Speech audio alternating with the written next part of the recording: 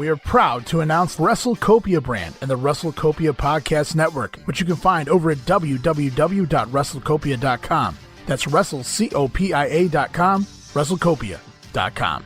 You may have heard me mention the WrestleCopia brand in passing on a variety of our shows. You might be asking, what is WrestleCopia? Well, the name derives from the words wrestle, for wrestling, and copia, which is defined as having plenty, or an abundance of. It's abundance of wrestling history over at WrestleCopia.com as the podcast network continues to grow with a variety of podcasts. Everything from our show, The Wrestling Memory Grenade, where we take a trip down memory lane to wrestling history's past as we analyze and dissect complete years of wrestling history from your favorite promotions, to Monday Warfare, The Battles Within, an in-depth look and weekly breakdown of the entire Raw vs. Nitro war. TR Shocks the World, where host Tom Robinson makes his long-awaited return to the wrestling airwaves. Tom does everything from break down the current product to share inside stories and memories from years gone by. It's discretion advised as TR shocks the world with his strong opinions, hilarious impressions, and so much more. The WrestleCopia News Network is a special feature podcast. You can expect more late-breaking news, timely discussions, and tributes to the fallen legends on future episodes of WCNN. We've also got other podcasts being prepped for their debuts, including a territory-based show we like to call The Money and the Miles. There's an old saying in the world of professional wrestling that nothing in this business is real except the money made and the miles traveled. In this podcast, we discuss the territory era, with shows focusing on everything from show reviews to yearly breakdowns to episodes focusing on some of the rare, lesser-known territories and outlaw promotions of yesteryear. Stop on over to WrestleCopia.com for all the latest shows and follow us on Twitter at WrestleCopia. That's on Twitter at WrestleCopia for all the latest news and information on the podcast network.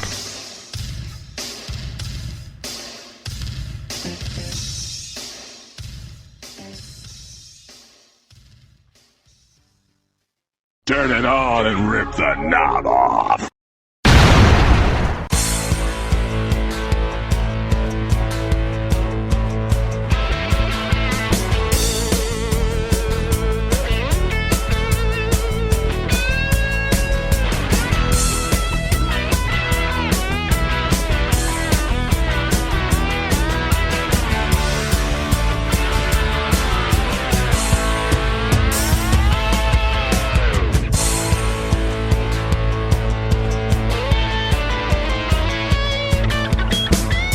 Guys, welcome back again to the Wrestling Memory Grenade. We are now at episode number 53, and I'm your host, Ray Russell, and this week we're going to talk all about November of 1993 in the WWF. No, this isn't deja vu. This week, we're going to talk all about November TV in the World Wrestling Federation for 1993, covering from November 1st all the way till November 22nd, everything up until the Survivor Series pay-per-view. And for those who missed last week's episode or aren't quite sure what's going on, last week I intended to do the news and notes section of the show as well as the TV review section of the show, all as one full show as part of episode number 52, but I had a family emergency, so we still put some content out. We got a great show out last week. All of the news and notes for November of 93 in the WWF were covered last week, so if you're looking for that section of the show, you can go back to episode number 52 of The Grenade, all of the news and notes there. Vince McMahon's indictment, Jerry Lawler's indictment, so much more going on behind the scenes in the WWF. But right now, guys, let's talk a little bit about social media because we have a loaded show this week. Yes, only 3 weeks of TV to cover, but that does include the USA Special Survivor Series Showdown. Plus, it's the debut of REO RODGERS, baby, if you will. And after that announcement, I feel like some of my listeners are dropping like flies, but that's all right. For those who stay tuned, you guys will be happy to know you can listen to the Wrestling Memory Grenade as part of the WrestleCopia Podcast Network on WrestleCopia.com and all of your favorite podcast streaming apps, Apple, Spotify, Google Pod, Pocket Cast, Stitcher, TuneIn, so many more, guys. And the Grenade, looking for new co-hosts, guys. The WrestleCopia Podcast Network looking for new co-hosts, full-time, part-time guest co-hosts from other shows. Come plug your podcast right here on our show, and let's have some fun conversation in the process. It's all about creating content for the fans out there, the listeners of your shows, my shows. Let's put something together for the wrestling fans out there, and all you need is a microphone, the ability to use Skype Messenger, and a little free time to record some shows. That's all it takes, guys. It's that simple. So if you've been dying to get back into the podcast game, join a new show.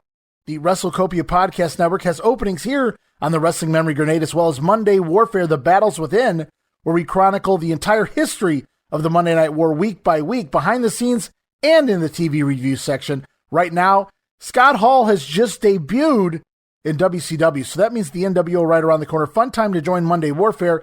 Fun time here to join the Wrestling Memory Grenade, because in a couple more weeks, we're going to be all done here with 1993 in the WWF, and it's on to our next project. And what project will that be?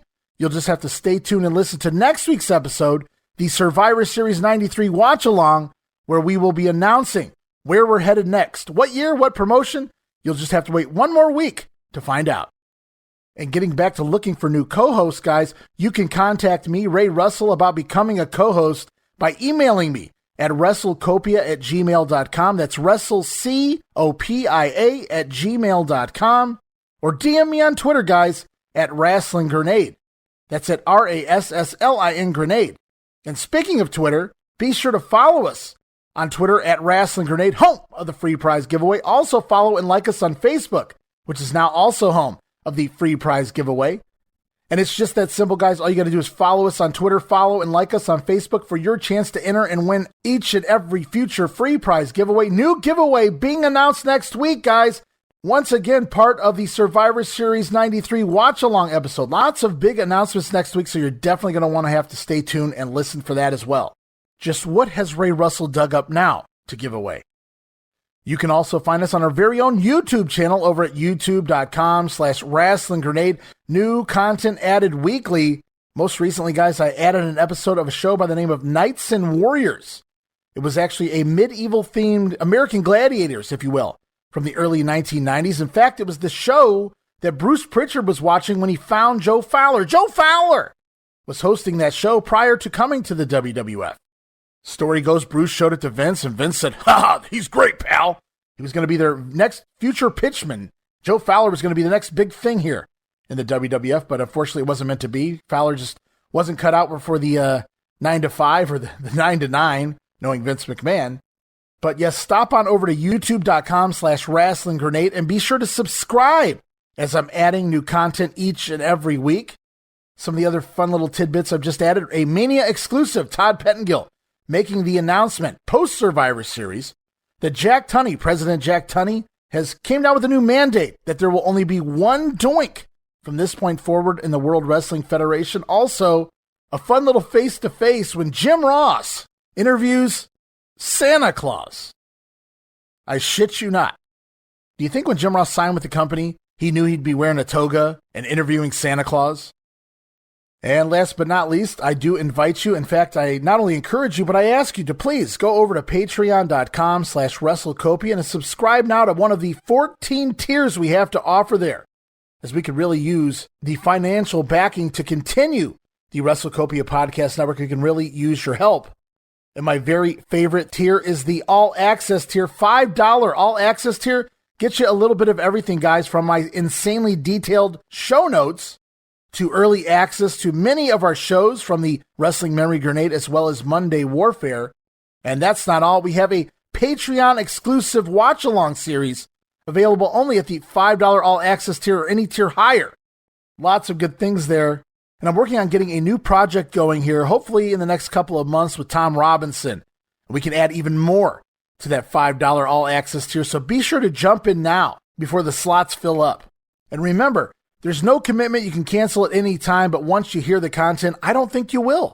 I'm just that confident. So slide on over to patreon.com/WrestleCopia. That's WrestleCopia, and subscribe for a month and see what you think. And since last week's episode and this week's episode were originally scheduled to be one complete episode, I'm the bearer of bad news. Unfortunately, there will be no Virgil of the Week this week as we get ready to jump right into TV reviews. But we did have a fun Virgil promo last week. Actually, we got both sides of the story from Ted DiBiase and Virgil as they headed into their match upcoming in Las Vegas, November 1st, 1991. That was last week's promo from Virgil. Next week's promo, it's going to be a special one because this is our final pay-per-view of 1993 here in the WWF. I've saved some of the best for last. Next week, 2 Virgil promos, but not from the WWF, but rather from the NWC, the National Wrestling Conference. It was a promotion that lasted briefly in the mid-90s out of Las Vegas, and Virgil got himself into a little bit of trouble out there in Vegas, if you believe that or not, as he found himself deeply infused in a race war against a Klansman by the name of The Thug. And you'll just have to wait and listen to what Virgil has to say to The Thug and the Klan in back-to-back promos next week here on the Wrestling Memory Grenade as part of that Survivor Series watch-along episode. Hey, next week's show's shaping up to be a doozy, guys. We're going to get 2 Virgil promos here in an extremely outdated, 1995 this was, an extremely outdated race war of sorts with a fellow by the name of The Thug. We'll also be announcing the next free prize giveaway next week. And last but certainly not least, yes, I'll be announcing where the Wrestling Memory Grenade project is headed next. Once we conclude here in 1993 in the WWF, what year, what promotion? Only a week away to find out. So mark your calendars now. Next week, episode 54 of The Grenade. Not only is it the Survivor Series 93 watch-along, but an extra special Virgil of the Week, a new free prize giveaway announcement, and the most anticipated announcement of our next project that we'll be tackling here. You don't want to miss episode 54 next week. All right, guys, and with all of that out of the way, it's time to jump into WWF TV for November of 1993, and we kick things off right away with Monday Night Raw, November 1st, taped back October 18th, 1993, Poughkeepsie, New York, Mid-Hudson Civic Center. It's Vince McMahon and Bobby Heenan on the call for a few more weeks anyway. Earlier tonight in the back, it's Bobby Heenan trying to interview Bastion Booger, but Booger is simply too busy eating. The food of choice, Booger says, is raw, and he's going to eat up Razor Ramon, just like this food later tonight on Monday Night Raw. As we go to the ring, it is Intercontinental Champion Razor Ramon taking on Bastion Booger, non-title match, as Vince McMahon says, take a look at that adipose tissue, that body fat of Bastion Booger. Razor plays with Booger's tits early on, jiggling his tits before they lock up and take it into the ropes as we head into a commercial break very early in the match. Back from break, Bastion Booger nails the big splash on Razor Ramon and gets a 2 count before getting up and doing a little wiggle, a little dance, if you will. Norman Smiley ain't got nothing on Bastion Booger here. But as Booger's dancing around, he doesn't notice that Razor's back up on his feet, and a clothesline from behind by the bad guy sends Booger through the ropes and outside onto the floor. Once the two are back inside the ring, Booger finds himself caught in the ropes, his arms caught in the ropes. So what does Razor do? How does he take advantage? Well, a little bit more body shaming by the bad guy as he once again jiggles the tits of Bastion Booger, as well as rubbing his belly, slapping on his belly, having a little fun there. Bobby Heenan says, is that grease or sweat flying off the body of Bastion Booger? Good question, Brain. Booger finally escapes the ropes, rolls out to the floor, and pulls Razor to the outside, where he nails the Karachi Crunch, the avalanche, into the ring post, and rams Razor back first into the apron as well, before taking him back in the ring to work over the bad guy with a bear hug. And it's during that downtime in the match that Bobby Heenan shills his birthday.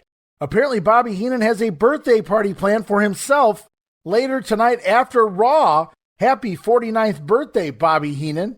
But back to the action. Booger gets Razor in the corner, sets up for another Karachi Crunch, an avalanche in the corner, but runs into the boot of the Intercontinental Champion, and Razor Ramon clotheslines Booger down to the mat, and then a very impressive body slam by Razor Ramon on the 400-plus pound Booger.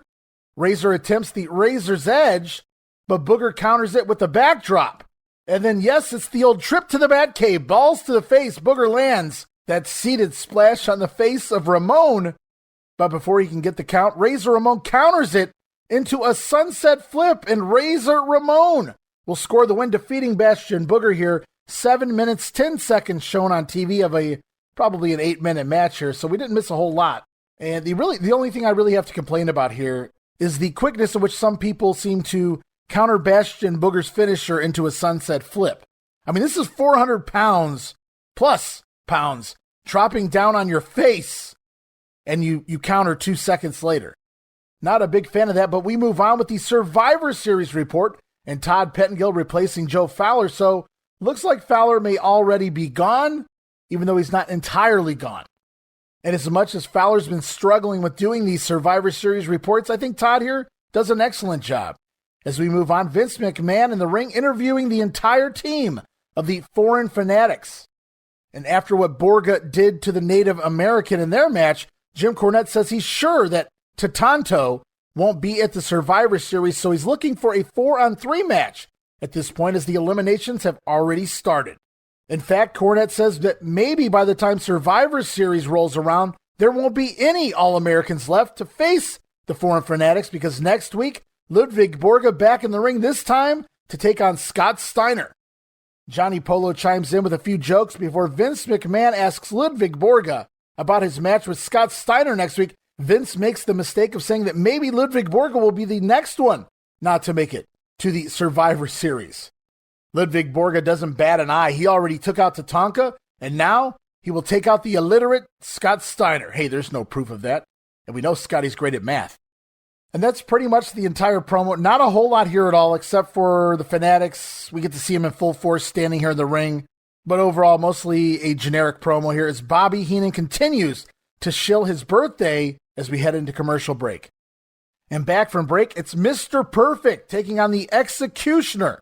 This particular Executioner is Dwayne Gill.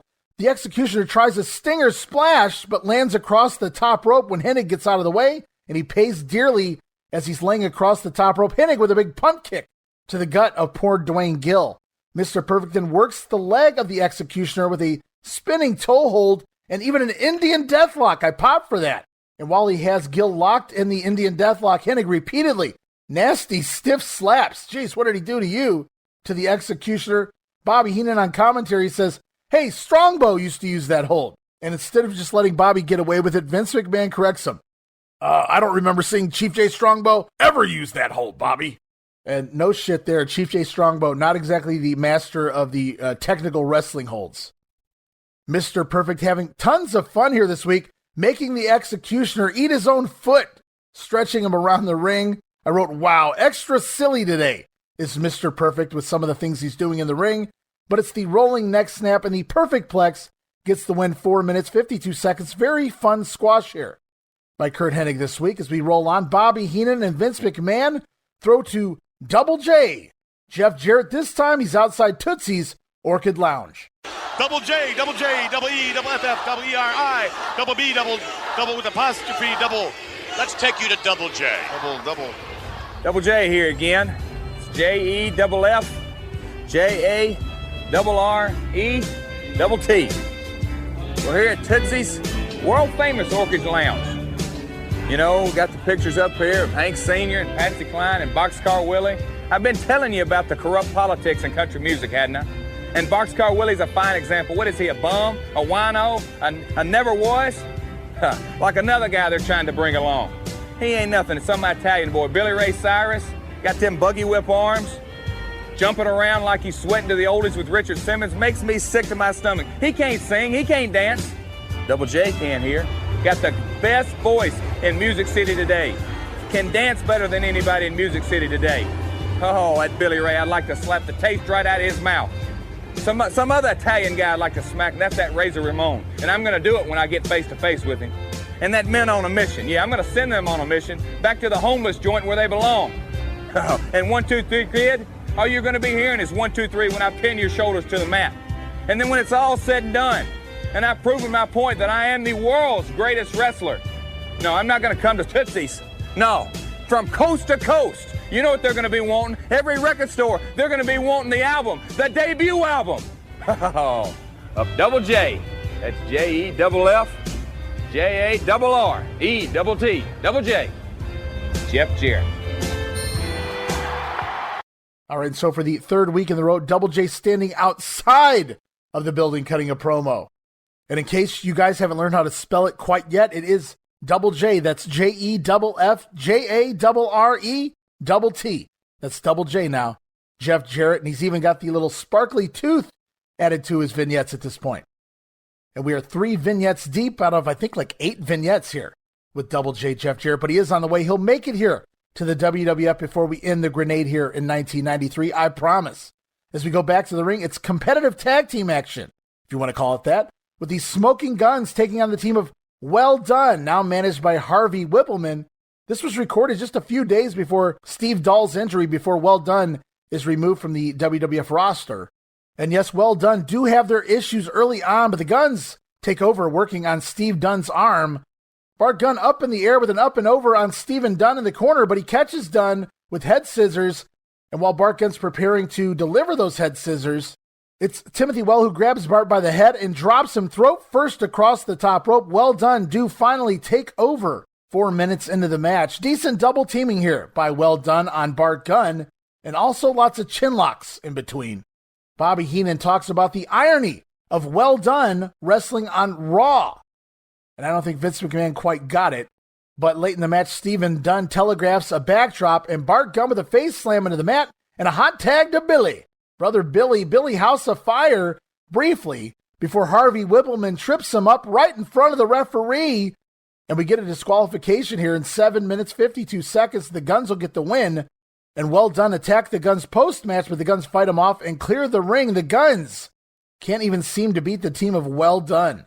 And I wrote, was this designed to create a feud, even a brief TV feud, maybe a 2-off, maybe not a 1-off, but a 2-off? We'll never know, because Well Dunn gone from the company after this, and that's probably for the best that we don't get a rematch here. Both of these teams certainly working underneath the main event of the tag team division. It was also at this point that we hear from the Macho Man for the first time since his injury at the hands of Crush and Yokozuna. Macho Man calls into Monday Night Raw, and Bobby Heenan mocks the Macho Man with tongue issues. Hey, Steiner. Hi, Randy Savage. Asks him if he can mail a letter and lick it shut. Oh, Bobby. All right, ladies and gentlemen, now standing by the Macho Man, Randy Savage, joining us via telephone. I believe, Randy Savage, are you there? Yeah, you got me, Vince. Wait, what did he say? What? What did he say? Hello, Andy? Hey, Heenan. Hello, Andy? Heenan. I want you to send me a letter. Send me a letter, but can you lick it shut and lick the stamp? Okay, hot dog, just spread the word. I'm going to be back at Raw next week. And I understand Crush is going to be there, and that's going to be a real funny situation because I'm going to be all over him. Vince McMahon, tell Bobby Heenan something for me, brother, that you just don't understand the way I am, but I think that you are going to next week on Raw. Can you say suffering succotash 30 times fast? I'm not even going to answer that, brother. You want to say something like that to me, say it next week. All right, thank you very much, Randy Savage. We look forward to your return next week right here in the broadcast booth sitting next to Bobby the Brain Heenan. I'll be broadcasting, and there's nothing that's going to keep me away. All right, thank you very much, Randy Savage. And when we return, Adam Bomb squaring off against Virgil. What is it? Randy, why don't you have some salted peanuts? You'll love them. Hey, Heenan, this is what I got to tell you. Oh, the rest of the tongue fell out. Heenan even quips, can you say sluffer and succotash 30 times fast? But the Macho Man, as you heard, will be back to broadcasting next week here on Monday Night Raw. Looking forward to that episode. We also learned that during the next match, Crush will be here too. So Randy Savage returns, and Crush will also be part of next week's Raw. What will happen? Just have to wait and see. And speaking of the next match, it is Adam Bomb with Harvey Whippleman in all his glory here this week. Harvey out with Well Dunn. Now he's out here again. Back-to-back matches. This time it's Adam Bomb taking on Virgil. And let's see if Bomb handles Virgil better now that he has several months under him. Remember, it was early on in Bomb's run with the company. Maybe his second match, something along those lines. But Adam Bomb taking bumps for Virgil. Looking kind of weak in his match against old Virg. But this time, Bomb's been here. He's been here several months now. He's had a long time to learn how things work around here. Let's see how this one plays out. The rematch between Adam Bomb and Virgil. And holy shit, right out of the gate, Virgil chants from the crowd. Unbelievable. And we kick things off right away with a slow, sloppy, crisscross bunch of nonsense. And it all leads to a shitty-looking Virgil body press for a 2 count. So Adam Bomb has learned nothing. Bomb bails out of the ring to consult with Harvey as he's already having issues with Virgil here again this week.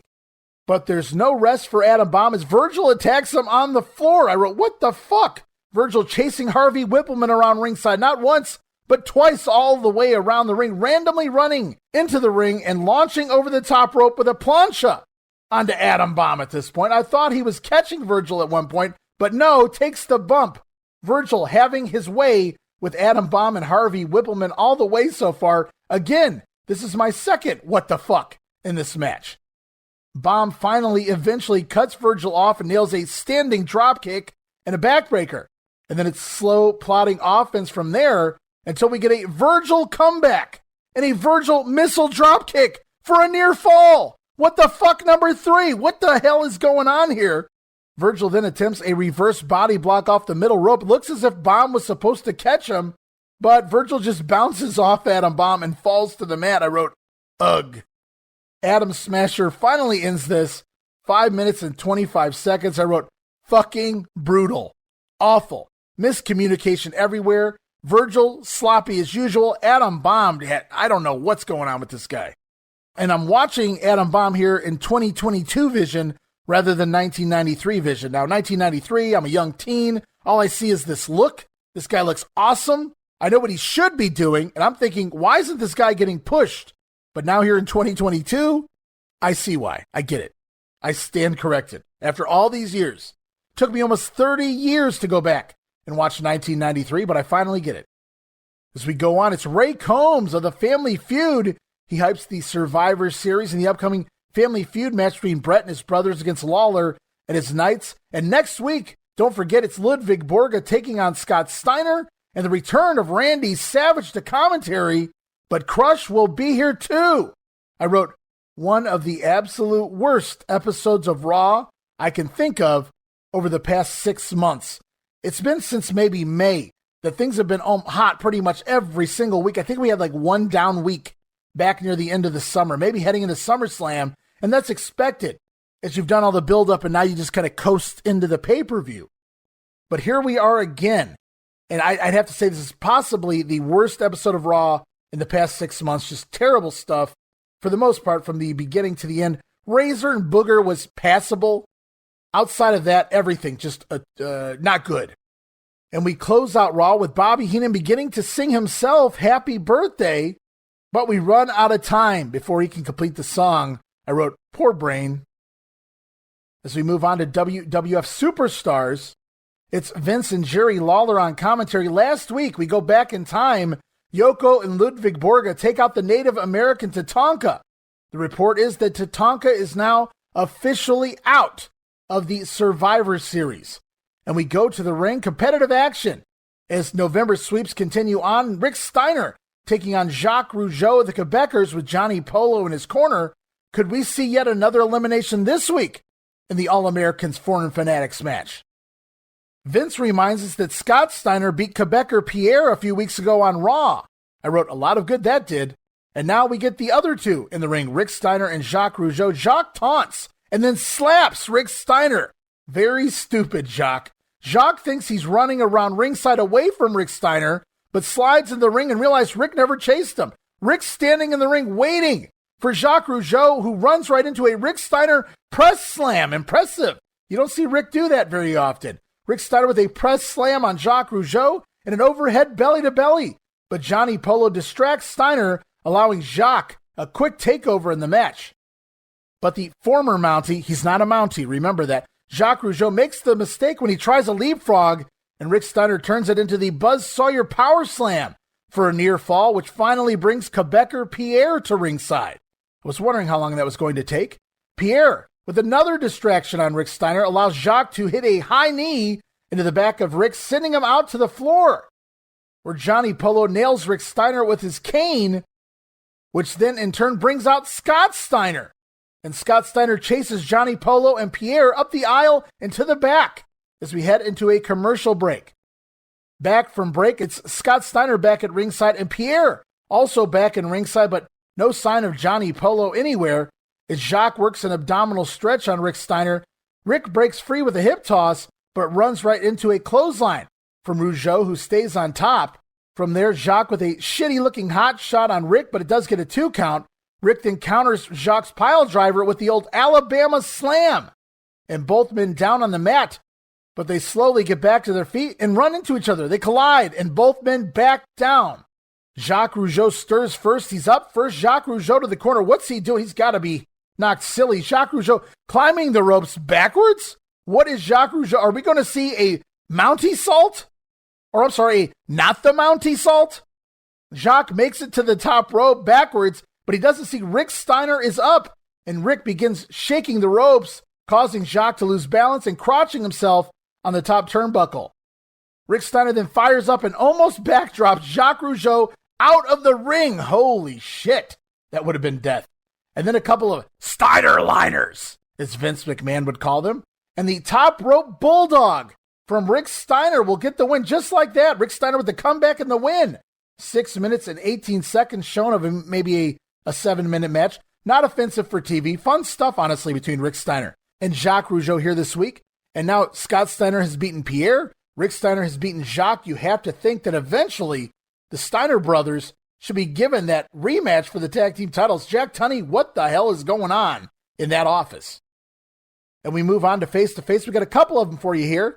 And it's Joe Fowler still here in face-to-face. As over on the Peacock, he talks about the Survivor Series. We hear from the captains of the teams led by Razor Ramon and IRS.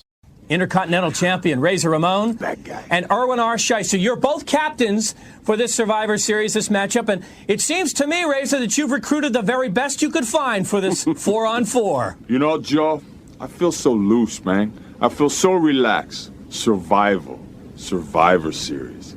Might as well call it the Razor Ramon show, man. Surviving is what I do best. I survived the Battle Royal, and look at me now. Intercontinental Champion. You know something, Razor Ramon? What? I'll have to be honest here for a second and explain a little situation to you. What? It's obvious that my team is going to do well because all their earnings in Survivor Series are going to be tax-free, and that is valuable in today's market. But let me tell you this, Razor Ramon, my main objective is to get your team members eliminated and you alone with a 4-on-1 situation, and I can guarantee this, we're going to beat you like a drum. Don't sing it. Bring it. All right, and those guys will be leading their teams into battle. Razor, it's supposed to be Kurt Hennig, Jannetty and the 1-2-3 Kid taking on IRS, Adam Bomb, the Model, and Diesel. But we move on to New York market, face-to-face in Madison Square Garden, upcoming November 27th, a casket match taking place between The Undertaker and Yokozuna. Let's listen to Jim Cornette and Paul Bearer. Joining us now on Face to Face, representing Yokozuna, the World Wrestling Federation champion, is his manager, Mr. Fuji, and Jim Cornette. And yes, there's Paul Bearer with the urn representing The Undertaker. Jim Cornette, a title match is one thing. That happened before, but this is a casket match. This is an entirely different animal, one that Yokozuna has never had to face before. You told a lie, Joe Fowler. You said we accepted. Let me tell you something. We didn't accept anything. It's World Wrestling Federation President Jack Tunney pushing this on us. They're all jealous because Yokozuna is unstoppable and unbeatable. They can't tell us what to do. So what do? They try to stack the deck, put Undertaker in a match. He's never lost a casket match. And in this match, right there in Madison Square Garden, you gotta beat somebody so senseless that you can roll them off in that casket and close that lid. Well, let me tell you something. Last time it got wild in the Garden. This time, November 27th, gonna be even wilder. And one way or another, Paul Bearer, we're gonna close the lid on that ghoul of yours, and we're gonna give him his final resting place because his time has already passed. Oh, yes, Jim Cornette and Mr. Fuji. Last time at Madison Square Garden, the match got totally out of hand. Your Yokozuna used his salt bucket on my Undertaker and caused a disqualification. This time, he'll go in the casket and there'll be a giant cremation. Oh! All right, good stuff there from both. Cornette, always a great promo, and Paul Bearer, always good at his shtick. But we continue on. It's more action. Adam Bomb in the ring with Harvey Whippleman taking on Rich Myers. An interesting commentary here this week. A couple of weeks ago, Johnny Polo had sold Adam Bomb to Harvey Whippleman, according to Vince McMahon, if you guys remember. Now on commentary, Vince insists that Adam Bomb sought out Harvey Whippleman and left Johnny Polo to better himself, to get better matches, politics, if you will. Very interesting there. But in the ring, Adam Bomb with a backbreaker and the Adam Smasher powerbomb gets the very quick win, 1 minute and 16 seconds. And then we're treated to Men on a Mission, Mo and Mabel. Yes, even they play Sega Genesis and the Royal Rumble video game, now available in a store near you. And as we come back from Men on a Mission, Adam Bomb taking forever to leave ringside, and we've seen this so many times lately. What could possibly happen? You guessed it. Post-match, Adam Bomb is leaving ringside when he's met in the aisleway by Marty Jannetty, who's coming out for his match upcoming next. But Harvey Whippleman and the Big Bully, remember when Shawn Michaels and Diesel wouldn't let the Kid pass? Well, Harvey Whippleman, the 100-pound Harvey Whippleman, won't let Jannetty pass. So what does Marty do? He shoves Harvey to the side. And that's when Adam Bomb attacks Jannetty. But Jannetty ducks, and he unloads on Adam Bomb in a drop kick in the aisleway.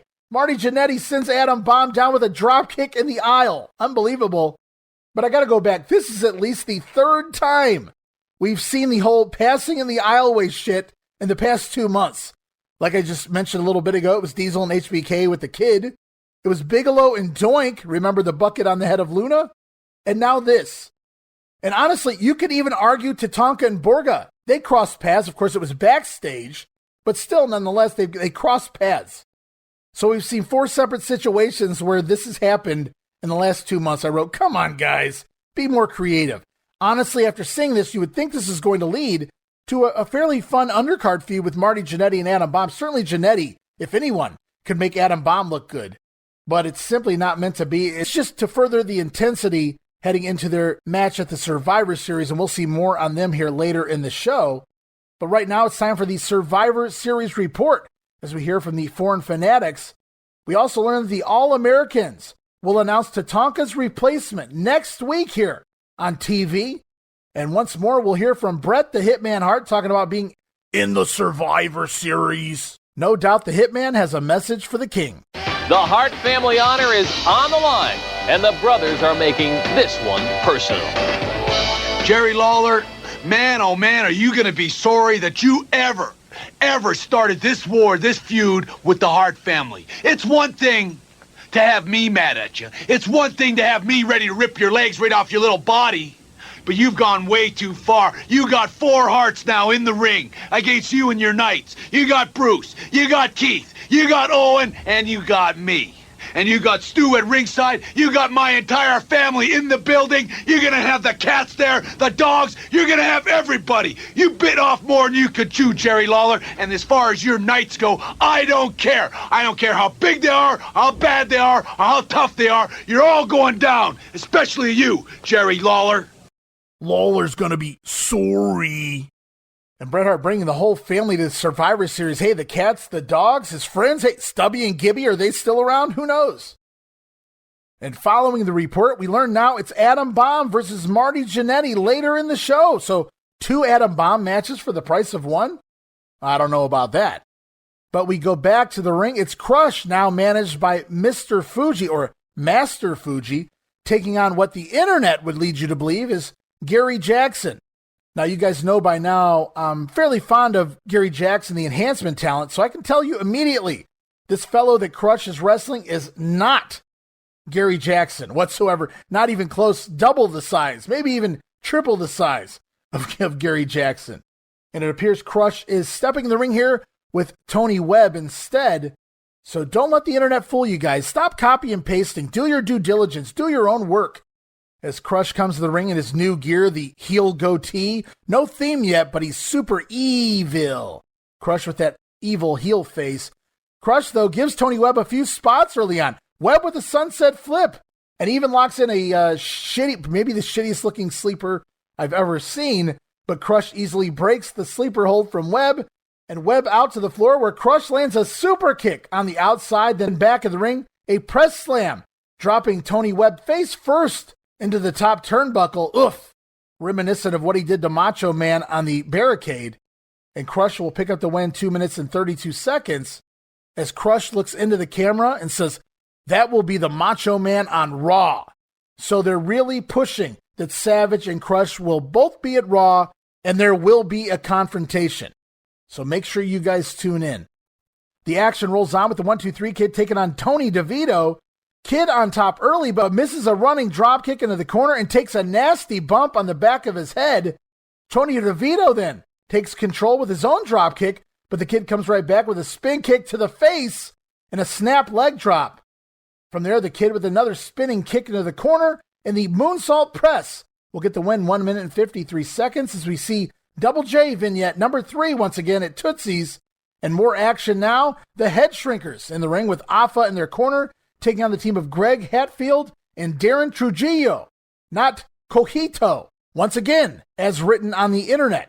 And if you guys remember last week on Superstars, Doink popped up on the video wall to distract Bam Bam Bigelow before his match. This week, not one, but two Doinks pop up on the video wall to get the Head Shrinkers. And the distraction does allow the job guys to attack the Head Shrinkers, but no luck there, as they launch Hatfield into the air and straight down on his face. And I do like to touch the Samoans, the Head Shrinkers being savages and not understanding technology. How ridiculous. They continue to look back at the video screen. Where did Doink go? What the hell was that about? The Head Shrinkers confused throughout this match, but that doesn't stop them from mauling their opponents. A double forward leg sweep into the face slam on Hatfield sets him up for the Fatu splash off the top rope. The Head Shrinkers get the very quick and easy win this week, 57 seconds.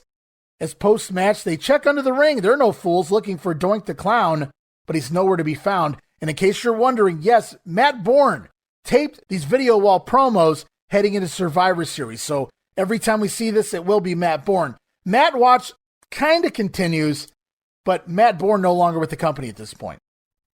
It's at this time we learn there's a new contest here in the WWF. Win a trip to Wrestling Challenge and tell Jerry the King Lawler off right on his own King's Court. You can be the guest of the King's Court. Details will be announced next week. As we move on, it's more face-to-face over on the Peacock. More Survivor Series talk. We're going to hear from Jim Cornette as he talks about the Foreign Fanatics match, as well as the Heavenly Bodies, who are coming after the Rock and Roll Express and the Smoky Mountain Tag Team titles. Also added to the Survivor Series, they have found neutral ground, finally, to decide the Smoky Mountain Wrestling Tag Title. And the Smoky Mountain Wrestling Tag Title will go to the Survivor Series. It'll be the Rock and Roll Express taking on the Heavenly Bodies. Now, with those two matches in mind, let me bring on Jim Cornette, because Jim Cornette, you've got your hands full. You've got your hands in each of these pots. Let's talk first about the All-Americans and the Foreign Fanatics. You must be very pleased Tatanka's not a part of the All-American team. It makes them a little less formidable. Watch your pronunciation, Fowler. It's Tatanto. Tatanto is gone, the vanishing American. Just like that, in the twinkling of an eye, a once able-bodied man, all of a sudden, at the hands of the Foreign Fanatics, transformed into a piece of jelly, into a grease spot. And that's what Tatanka got, and that's what all the other All-Americans may get, because after all, Survivor Series isn't here yet. And Lex Luger, Rick Steiner, Scott Steiner, you're on our list, brother. The All-Americans are going to go down, maybe before Survivor Series even takes place, at the hands of the Quebecers, Ludvig Borga, the great Yokozuna, myself, Mr. Fuji, Johnny Polo. With an assemblage of talent like that, how can we go wrong? So Survivor Series, the name of the game. Survive and eliminate. We've already eliminated one. 10 little Indians. One Indian's out. And the rest will fall. And then the Smoky Mountain Tag Team title is going to be on the line. First time ever on a World Wrestling Federation event that a tag title from another organization will be decided. You know why? Because the Rock and Roll Express have been running. The stinking dog cowards that they are. They've been hiding behind the officials in Smoky Mountain, hiding behind where everybody loves them and wants to favor them. Well, up here it's neutral ground just a little bit. So right there at the Boston Garden and on pay-per-view all across the world, the Heavenly Bodies are going to beat the Rock and Roll Express. We're going to win that Smoky Mountain Tag Team title, and then we're going to take it back home to Tennessee and prove to everybody that once we got to Rock and Roll, someplace that they couldn't hide, the Heavenly Bodies could take them. All right, and we've got a little more face-to-face for you here again this week. The New York market, heading to Madison Square Garden November 27th.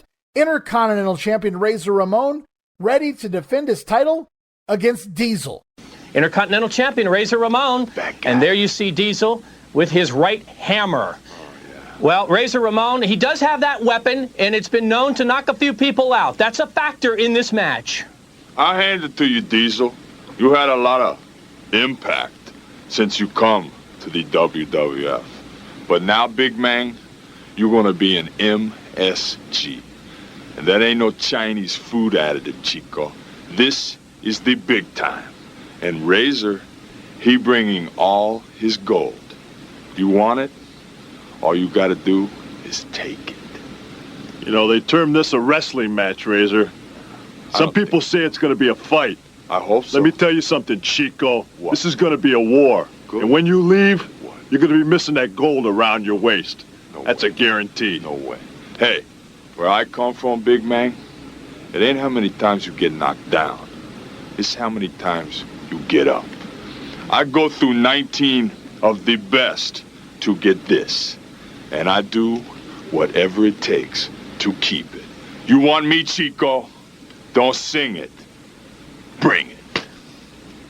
All right, and this week we're going to close out Superstars with a big competitive match. Remember, it was announced earlier that Adam Bomb would be returning to the ring here today to take on Marty Jannetty, and we get that match to close the show. Bomb accompanied to the ring by Harvey Whippleman, and there's no bell as Marty Jannetty just rushes in and attacks Adam Bomb. The match gets started right away. Jannetty ducks and dodges early. Top rope clothesline from Marty Jannetty onto Adam Bomb, gets a 2 count. Bomb then takes over and turns Marty inside out with a clothesline before pitching him out to the floor, where Harvey Whippleman begins stomping away on Marty Jannetty. Unbelievable there. But the 1-2-3 kid comes out to even the odds. Even the kid's bigger than poor little Harvey.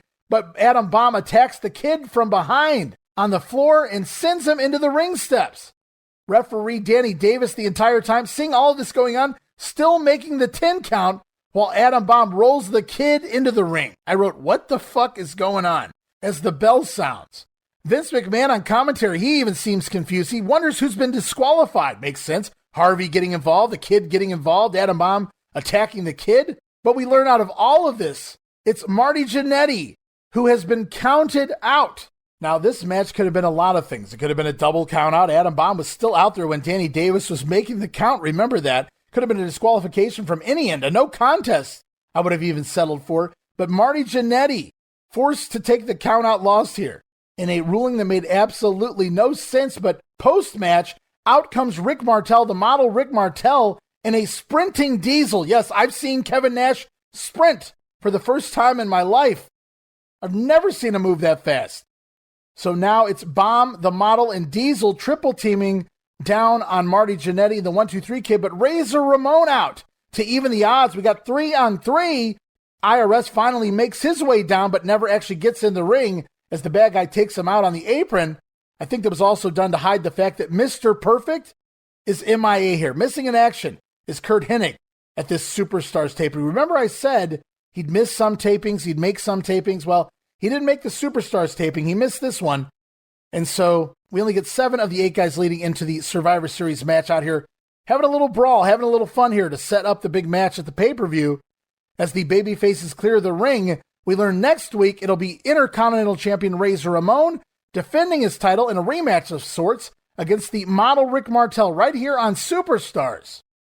And yes, this was your token Survivor Series stuff here, everybody hitting the ring and doing a little brawl. We'd also see that in time for the Royal Rumble. But I enjoyed it growing up. You didn't get to see a lot of this quite often. And it made for a fun end to the show, but not really a fun end to that match. And I said it when he took on Virgil on Raw. I'll say it again here. Adam Bomb, though, man, I totally get it now, Vince. We move on to WWF Mania for November 6th. Todd Pettengill interviews his old tag team partner, the Macho Man Randy Savage, via the telephone, to which Savage states that if Crush shows up on Raw, he will be punished. Aha! So they're making sure to get this over on every show throughout the course of the week. No matter what you watch as far as WWF programming goes, there's one thing you know, that Monday night on Raw, Randy Savage and Crush will be in the same building, and they're both promising physical altercation. Let's take a look at a little WWF spotlight for November 6th, shall we? It's Gorilla Monsoon hosting from Master Control, a.k.a. the WWF Mania set, when what does Gorilla find but Bobby Heenan breaking into the film room, stealing some film footage, is Bobby Heenan.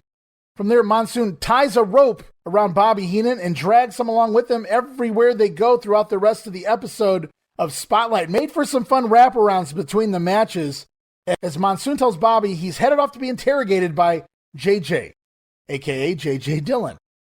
And it was just classic Bobby Heenan, Gorilla Monsoon. If you're into that stuff, this was great. And we didn't get it a lot since the demise of Primetime. But we get it here on this random Spotlight. Thankfully, still exists out there. I actually posted all of these wraparounds on our YouTube channel. Subscribe now, youtube.com/wrestlinggrenade. And these wraparounds are right on there. November 6, 1993 Spotlight, Gorilla Monsoon and Bobby Heenan. Really fun stuff, and you have to think this very well possibly was the final time they got to do their slapstick comedy here on WWF programming before Bobby Heenan is gone from the company. So it's a very rare and important piece of history. If you're a fan of that era, if you're a fan of Bobby and Gorilla, like I sure was growing up and still am today. But we move on to Wrestling Challenge November 7th, taped October 19th, Glens Falls, New York at the Civic Center. Jim Ross and Bobby Heenan on commentary as JR brings up a conspiracy by the Foreign Fanatics. He believes it was a conspiracy. They set it all up to take out Tatanka heading into the Survivor Series. And we go to the ring. It is Crush with Master Fuji taking on Scott Taylor. Bobby Heenan states on commentary that Fuji called Crush every day while he was recovering, while Randy Savage only called him twice. Scott Taylor unloads some decent punches and a dropkick on Crush, but he can't seem to get him off his feet, even trying a clothesline, but he can't drop the big Hawaiian. Taylor finally runs into a tilt-a-whirl backbreaker from Crush, and then from there, Crush, with the press into the air, drops Taylor across the top rope, a la Macho Man once again, and it's the cranium crunch, the head vice. 3 moves here this week. A tilt-a-whirl backbreaker, a press across the top rope, and the cranium crunch. That's all it takes. 3 moves. Gets the win for Crush. 1 minute and 21 seconds. And if you didn't know it by now, the announcers once again let you know that both Crush and the Macho Man will be at Raw this Monday night. As we head off to Special Report with Alfred Hayes. Oh my God, I had to grab this audio soundbite of Alfred Hayes having fun with Tatanka being taken out of his match at the Survivor Series. Well, just listen to Alfred's explanation.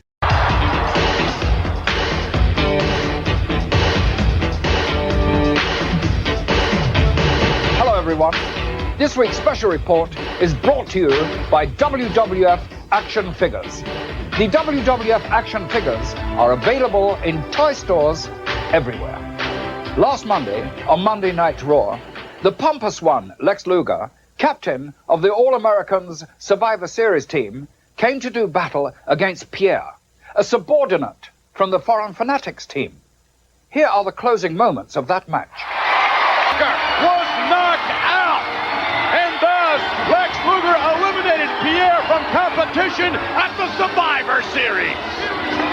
An incredibly biased verdict by the referee, who allowed Luger to wrestle without the authorized padding to cover the steel plates in his arm.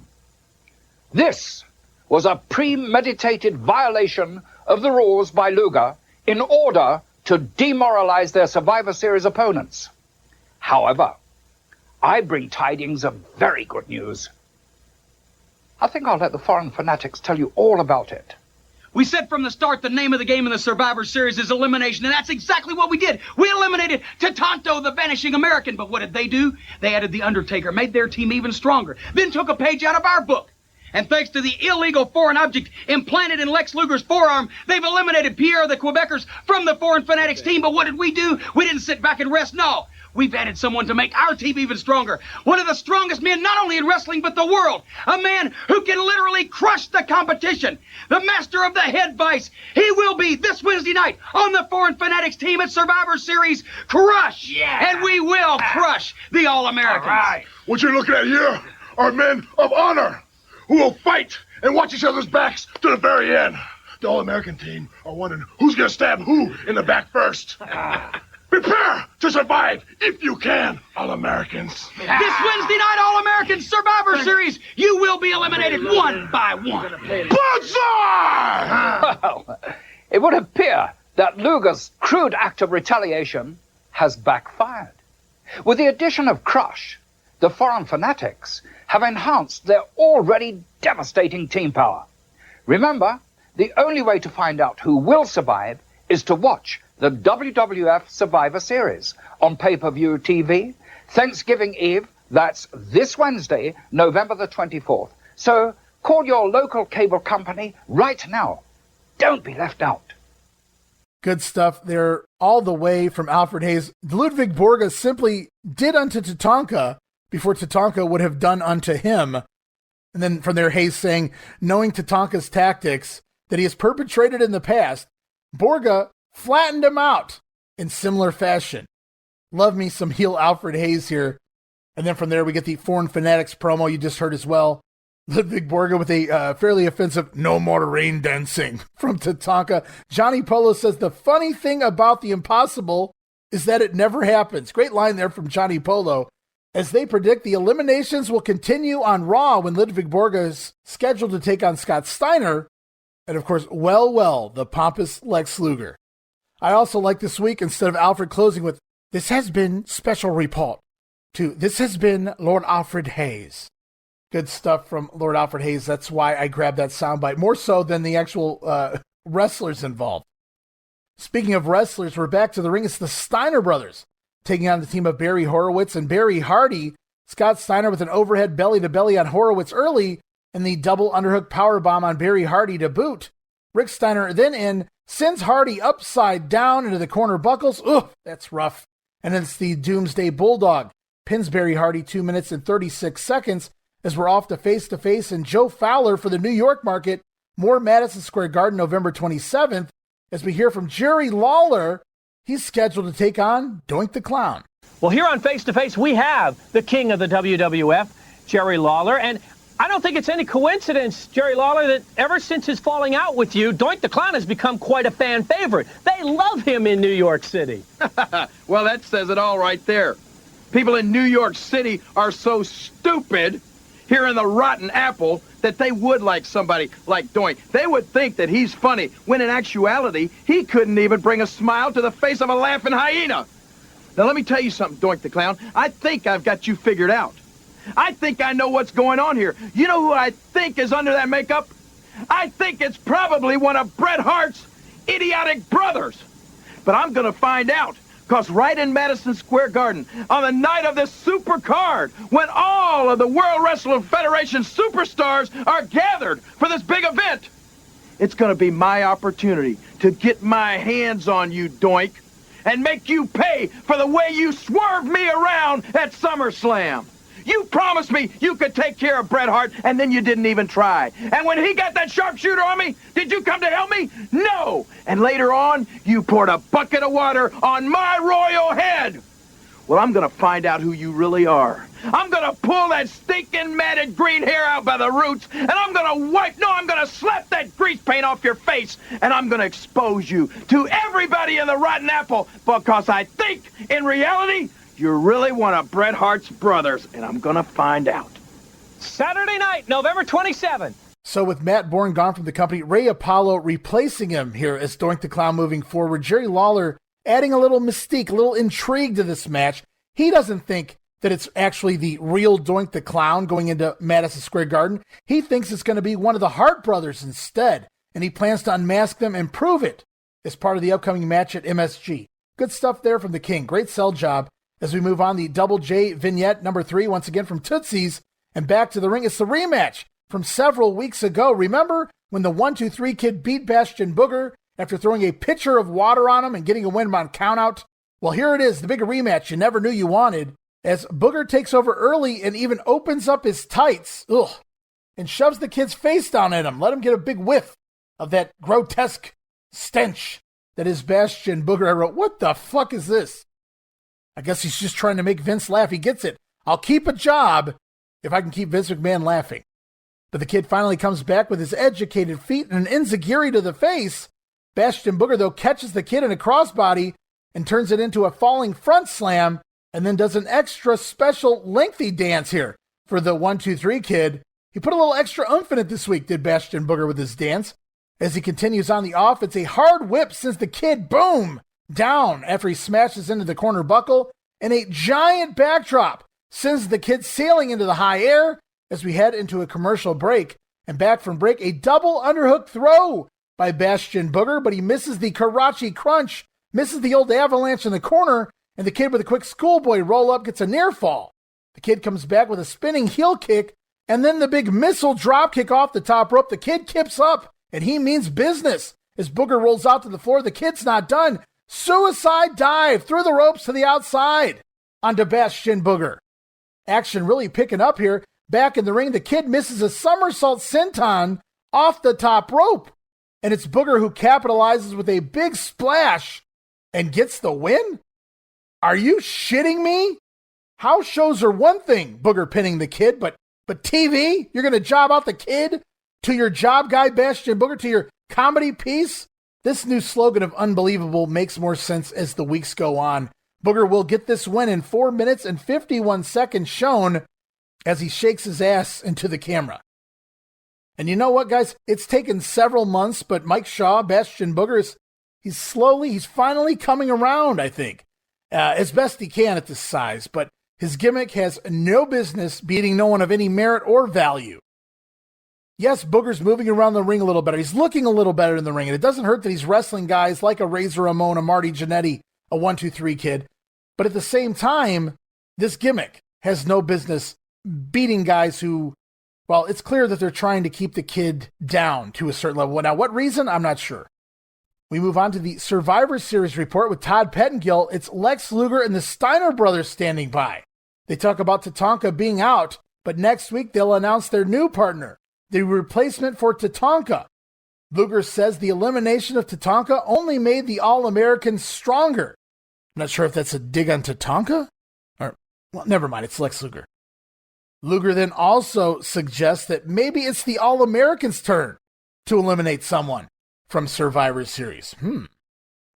Back to the ring, it's the model Rick Martel taking on Dan Dubiel. Dubiel with a little offense and looks okay early on, but he misses a charge into the corner, and the model takes over, nails a nice back suplex, and the Boston Crab will get the submission win 2 minutes and 49 seconds. As now we see Billy and Bart, the Smoking Guns, playing Royal Rumble on the Sega Genesis before heading off to the King's Court. And this week's guest, Jerry Lawler's personal favorite guest, himself. Jerry Lawler up on the King's Court, interviewing himself as he claims he had 2 guests planned this week, Stu and Helen Hart. But they couldn't show up, so he trash talks Stu and Helen before talking the Family Feud match at the Survivor Series.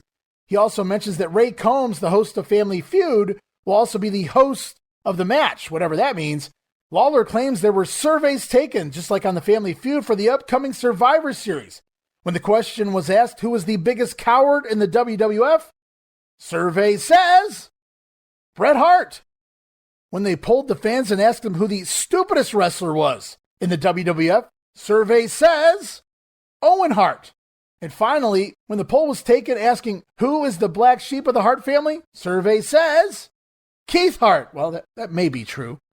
What, Lawler? Nothing for Bruce here this week? Jerry Lawler, though, runs down the Harts even more, referencing his knights only by color, red, black, and blue, but not by identity. Lawler does imply they're all wrestling veterans. We'll have to see how that pans out. At the Survivor Series, one thing's for sure for the Harts. It'll be a black night. And we're back to the ring. More action. This time, Mr. Perfect taking on Iron Mike Sharp. And during the match, we learn once again of the King's Court contest. A fan can win a chance to be on the King's Court. Tell Jerry Lawler just what they think of him. And actually, following this match, we'll even see the address on the screen of how you can apply to perhaps win the chance to be a part of the King's Court. But back to the ring, Mr. Perfect with the old Briscoe roll. The Briscoe sunset flip out of the corner, but only gets a 2 count. From there, he drop kicks Iron Mike Sharp out of the ring. But Mike Sharp catches his brace in the ropes and he can't take the bump properly. I wrote LOL before he's freed and sent out of the ring. Back inside, though, Mike Sharp learns the hard way one last time. You can't backdrop Mr. Perfect. Plex gets the win, 1 minute and 50 seconds. And at this point, I'm sad to say, this is the final TV appearance of Mr. Perfect here in the WWF in 1993. And in my opinion, he came into 93 in January of 93 as the top face in the company. Yes, I know Bret was champion, but I think Curt Hennig was the most over of the baby faces in the company, working with Ric Flair. And he leaves here in the early part of November with a very suspect whimper. I think there's been a lot more going on there than meets the eye, going all the way back to the summer. We've chronicled this on past episodes of The Grenade. The way the Shawn Michaels Mr. Perfect feud wasn't really being sold or talked about on TV. Even when Hennig was wrestling, they weren't necessarily building him up during his matches. Then he felt like he was being looked over during the Intercontinental title battle royal, he thought that the belt was basically his to lose, and wasn't even given that option. It was Razor Ramon over Rick Martel. Might have made a good time to turn Hennig back heel. Have them go both win the battle royal, and boom, we're off to the races there with Razor and Hennig. Of course, bigger plans with Shawn and Razor and the ladder match and everything down the line, but just some retro fantasy booking there, I guess. No matter how you slice it, that will mark the end of Mr. Perfect here in 1993. As we close out Wrestling Challenge, it's one more face-to-face, headed to Madison Square Garden. Johnny Polo and the Quebecers talk about their upcoming tag team title defense against the Steiner brothers. Along with their manager, Johnny Polo, the World Wrestling Federation Tag Team Champions. You see them here on Face to Face. You guys are going to battle the Steiner brothers, finally. Now, I know that victory of the Steiners was tainted. At least people around here believe that to be the case. People also feel that you're really the underdog going into this match. Underdogs? We're not the underdogs. Look, we promised the Steiners a rematch, and we're going to give it to them. And what better place to prove that we're not underdogs than Madison Square Garden, November 27th. Now, I know you people in New York City are really stupid, so I'm going to say it again real slow.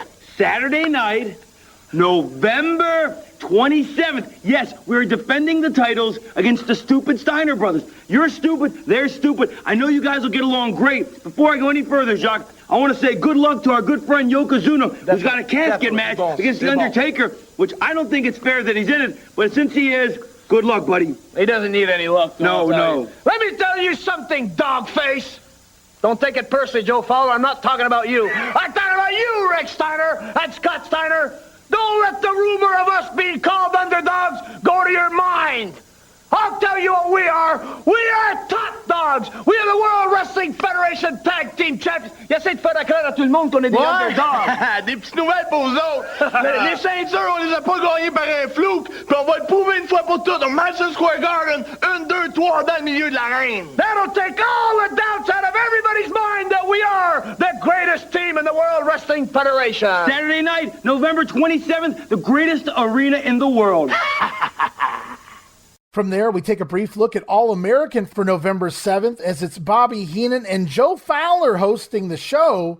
And just as Mr. Perfect said his goodbye, kinda, on Wrestling Challenge, this will mark the end of Joe Fowler here in the WWF. Now, we will see him pop up again for another week on Face to Face, but as far as recording shows goes, we've already seen him. He's been removed from the Survivor Series report, and this will mark the end of Joe Fowler here hosting All-American with Bobby Heenan. That lasted, not even 2 months. Joe Fowler's entire duration here working for the company, somewhere between 8 to 9 weeks, I'd say. He'll wind up being on TV for something like 10 weeks total. But Joe Fowler now gone from the WWF. And just recently, I hadn't heard this before, and I probably heard it years ago and forgot about it, but just recently I was listening to some things about Joe Fowler, and I saw some comments made by Bruce Pritchard, who actually stated that they were happy with Joe Fowler. It wasn't because he was terrible, like the stories that go around on the internet. It wasn't because Joe was terrible. He needed time to catch on and understand things. It was that Joe raised a lot of questions. He took a lot of issue with some of the things he had to do. Maybe Joe was speaking his voice in a world where it's better to be seen than heard. Pritchard basically implied that Joe was used to filming shows, maybe infomercials, TV shows, the Knights and Warriors type American Gladiator thing. You film for a few weeks and you're done. That's it. And it's good for the season. It's good for the TV program. You're done. And here in the WWF, it's almost a daily grind for many, many, many hours per day. It was seen by Vince McMahon and even, I guess, Bruce Pritchard that maybe Fowler wasn't cut out for this type of work. And it wasn't necessarily his delivery on TV that got him released from the company. So very interesting stuff there. But Joe Fowler, gone from the WWF. We will see him a couple more times on Face to Face as we move on to Monday Night Raw, November 8th, 1993. And we are live, pal, in Bushkill, Pennsylvania, the Fernwood Resort. As we kick off Raw, wow, we haven't seen one of these in quite a while. It's a face-to-face type promo. No, I'm not talking about the face-to-face with Joe Fowler, but rather those old intros we saw earlier this year with the black background and the two wrestlers, obviously in different areas, but blended together to make it look like they're talking to each other, literally face-to-face here. Let's listen to that. It's Ludvig Borga and Scott Steiner. Ludvig Borga, the Hellraiser from Helsinki, on a mission to dishonor America. This foreign fanatic shocked the world with his brutal defeat of the Native American Tatanka. Now he's ready to add another casualty to his list. Scott Steiner, impassioned All-American athlete, who along with his brother Rick has won countless times. Is he ready to face the brutal force of Ludvig Borga one-on-one? Scott Steiner, I'm gonna finish you like I finished all the other lousy American wrestlers, because I'm superior and you ain't nothing.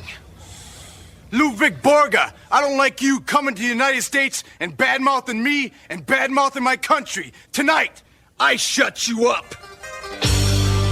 Tonight, Ludvig Borga tries to eliminate Scott Steiner on Monday Night Raw.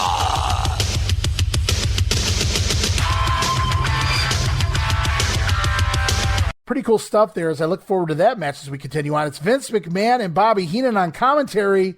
And yes, it is, as promised, the return of the Macho Man Randy Savage and Bobby Heenan at ringside standing there wearing a parachute as he claims he plans to drop in with the Daredevil Dennis on the Bo and Holyfield fight.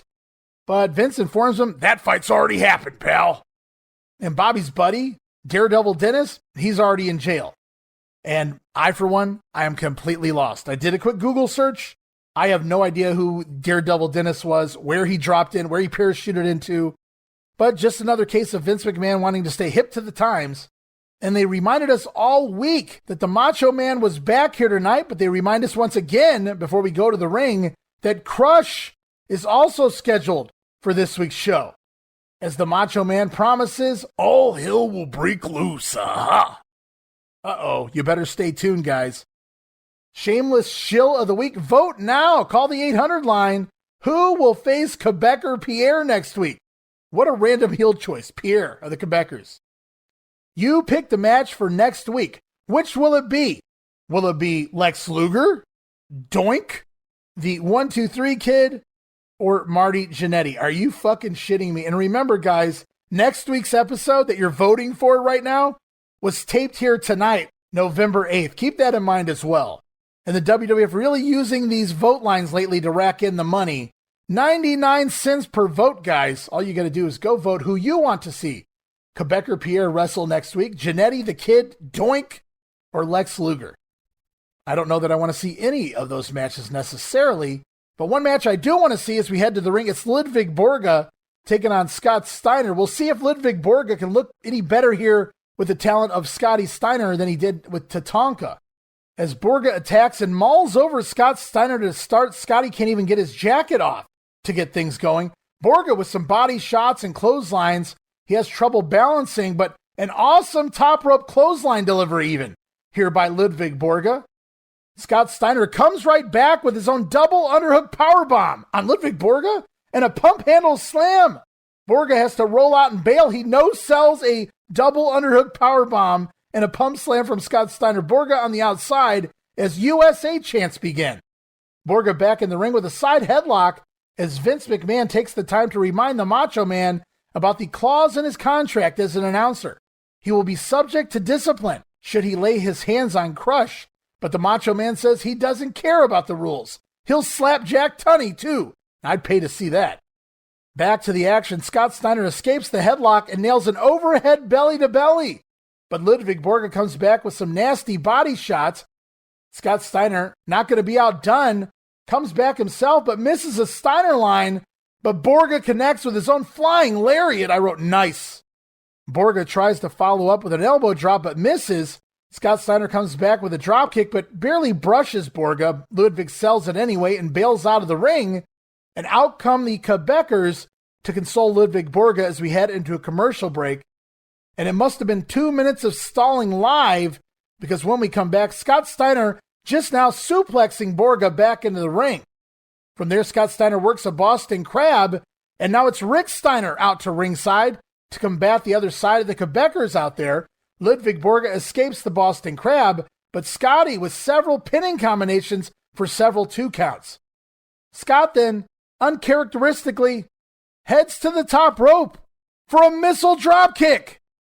It barely connects, but Borga just far too far away. It does touch him, however, and Borga sells it again. Scott Steiner with an impressive missile dropkick, at least the launch, scores another near fall there on Ludvig Borga, but the match doesn't stop there. Borga catches Scott Steiner and nails a big power slam and then sends him outside of the ring as Borga now visibly bleeding from his nose, and you'll have that when you get in the ring with Scott Steiner.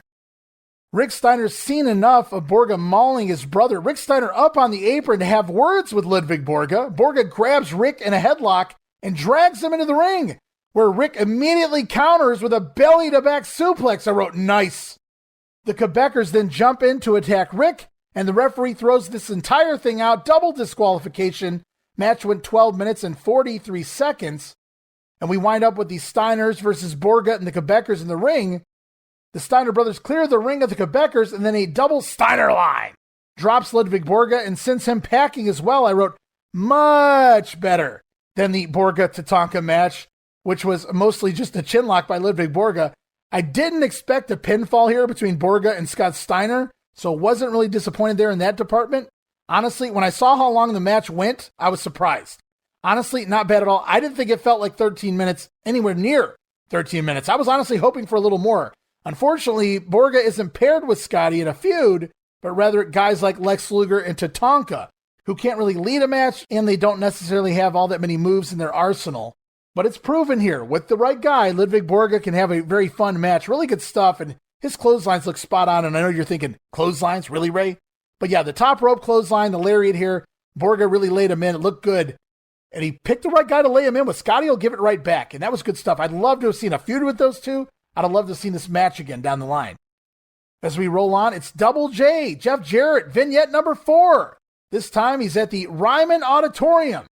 Of course, once again, say it with me, outside the building. Old Double J going to have a few words here, out in front of the home of the Grand Ole Opry. And be on the lookout, Memphis fans, for a little cameo here.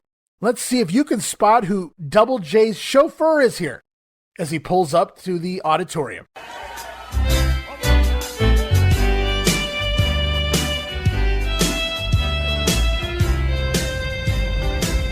Howdy, folks. Double J here again. That's J-E, double F, J-A, double R-E, double T.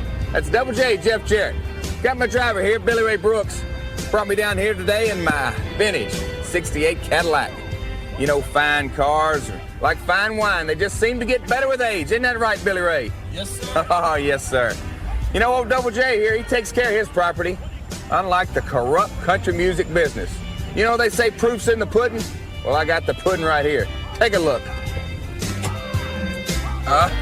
Here it is. The finest example of the corrupt country music business.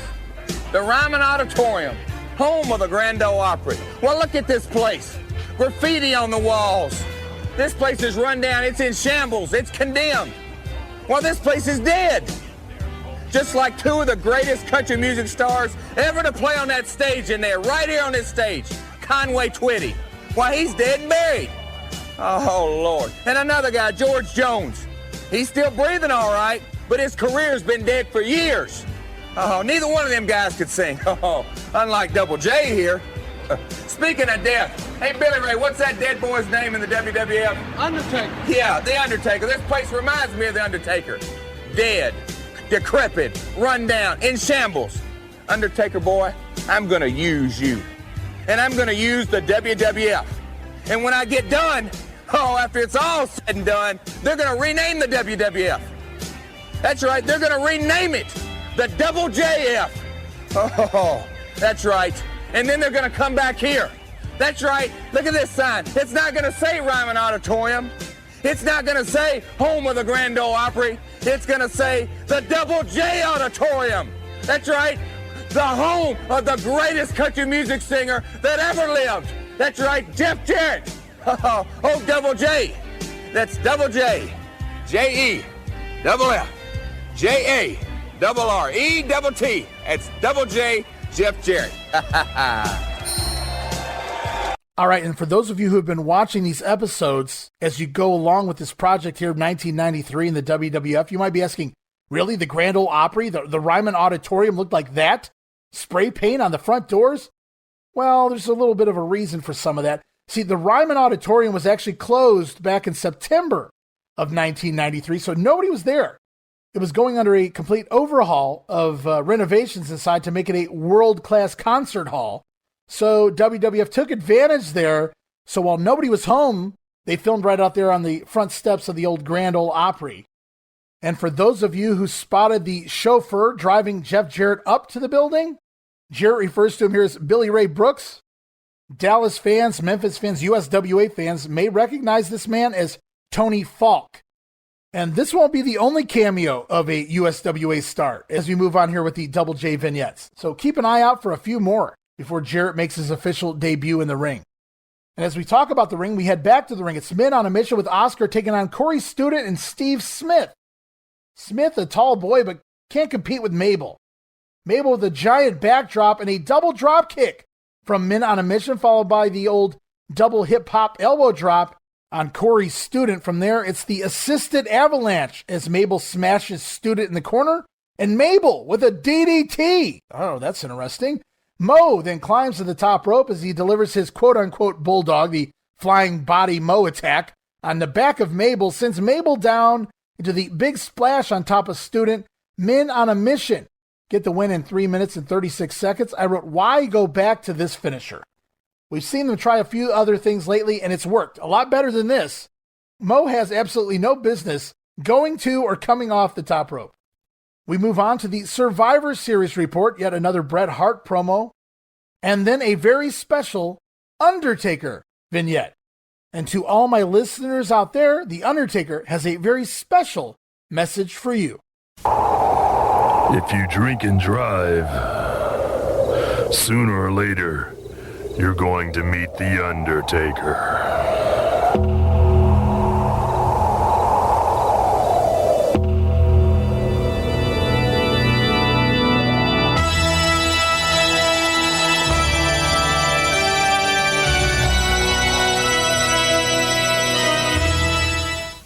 Keep that in mind, guys. If you drink and drive, sooner or later, you'll wind up meeting the Undertaker.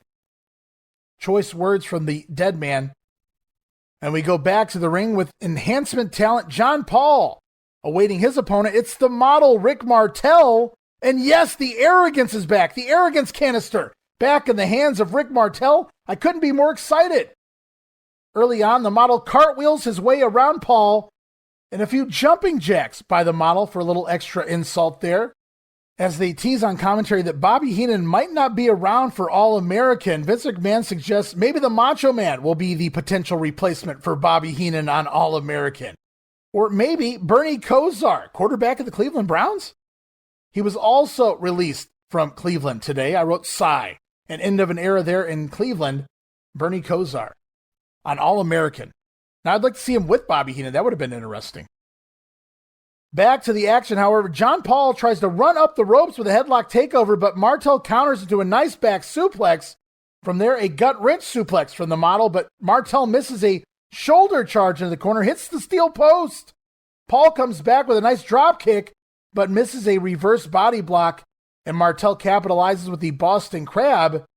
Gets the win 2 minutes and 51 seconds. Rick Martel spraying a little arrogance after the match as well. From there, it's a quick Quebecers promo. Vote for Pierre's opponent as Vince McMahon announces that Lex Luger is currently winning by a landslide. The Quebecers suggest that Lex Luger, if he wins, will never make it to the Survivor Series. Oh, and it's been promised for a week, guys. Randy Savage is here, Crush is here, and it's finally that time. Dan Dubiel standing in the ring awaiting his opponent, Crush, who is to be accompanied to ringside by Mr. Fuji. But as Crush begins to make his way down, Randy Savage tosses off the headset and he runs around ringside. He's wild. He's like a caged dog let loose. He doesn't know where to go. Vince McMahon jumps up from commentary, grabs Randy Savage in a waistlock, trying to stop him. Vince tries to calm Randy Savage down and bring him back to the commentary table. But it's that point, Savage grabs Vince McMahon and flings him across the floor at ringside. Awesome, I wrote. Awesome stuff here. As Randy Savage has clearly lost his mind, and Vince McMahon takes a rare bump At that point, Crush has made it to ringside as Savage rushes over and launches an attack off the steps on top of Crush. Just as he gets to ringside, I'd say this friendship is over. Vince McMahon back on commentary. He can't believe it. Randy Savage is a lunatic.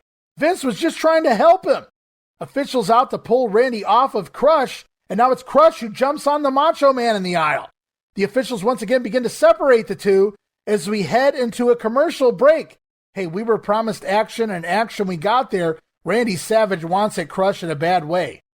After the commercial break, we end Raw with the big match between Bob Backlund versus Barry Horowitz.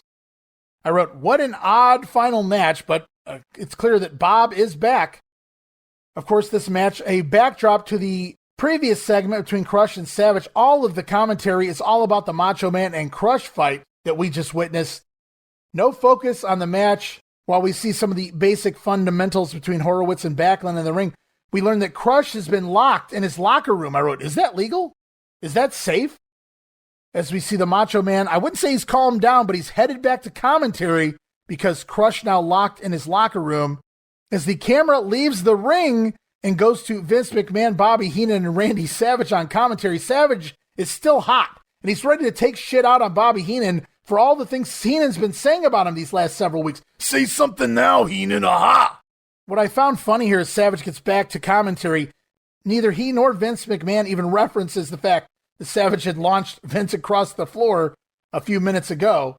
But Savage does scare the living shit out of Bobby Heenan here, referencing those comments Heenan's made about his tongue in the recent weeks. Those jokes Bobby Heenan's been telling.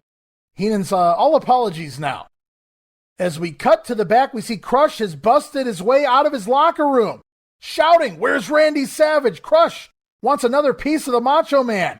Macho Man again throws the headsets off and leaves ringside. He darts to the back.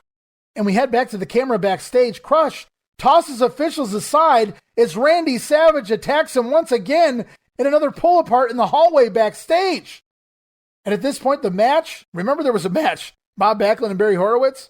That match is never shown nor mentioned again. No finish is known. I haven't even found it online. Not even Dave Meltzer, I don't believe, has the finish to this one. The match itself had to have went something like 2.5 minutes. We're going to assume Bob Backlund went over here. As we head into a commercial break, and back from break, there's nobody in the ring, so the match is clearly ended. No idea the necessity of even having the Backlund-Horowitz match unless it was to give the fans something to look at while the shenanigans were going on backstage for TV. But if you were going to pick somebody to put on TV as a backdrop, I felt like this was a perfect choice for filler, a Bob Backlund match used as a backdrop. Good call there, guys. And at this point, we learn that Randy Savage is now locked out of the building. The Macho Man no longer allowed in the building, which is kind of ironic. Over on Monday Warfare, Randy Savage has been getting locked out of the Nitro building weekly as he's been going bonkers on the Nature Boy. So I wonder if they took a little bit of this and put it over there on Monday Nitro. And as we conclude Raw, Lex Luger has won the vote, guys. 62%. Wow, that's it. Your Hulk Hogan only gets 62% of the vote over Doink, the Kid, and Marty Jannetty. Lex Luger with 62% of the vote. It'll be Lex Luger taking on Quebecer Pierre next week as Vince McMahon tells Bobby it's pick'em time, Bobby Heenan. And as the show comes to a conclusion, Vince McMahon talking about how batshit crazy the Macho Man is. We cut to the outside of the building. Outside the building, it's Randy Savage and Crush. They're going at it again. Another fight between the Macho Man and Crush. But we've got to go. We're out of time, guys. And that's how we conclude Raw here this week. Randy Savage and Crush, no doubt leading to a big match upcoming here in the future here in the WWF. As we move on to WWF Superstars, November 13th, taped October 20th in Burlington, Vermont at the Civic Center. It's Vince McMahon, Jerry Lawler, and Macho Man still missing after the Raw incident with Crush. In fact, we learned that President Jack Tunney has barred the Macho Man from all future broadcasting. That may be a good idea, says McMahon, as Savage can now focus on Crush. But to the ring, it is Men on a Mission with Oscar taking on the team of Iron Mike Sharp, and online it's wrote Chuck Greenman. I believe this is Steve Greenman. The Mission with a double dropkick on Sharp, to which Vince McMahon says, Mabel got some height all the way up to the navel there. It was a low dropkick from Mabel here this week.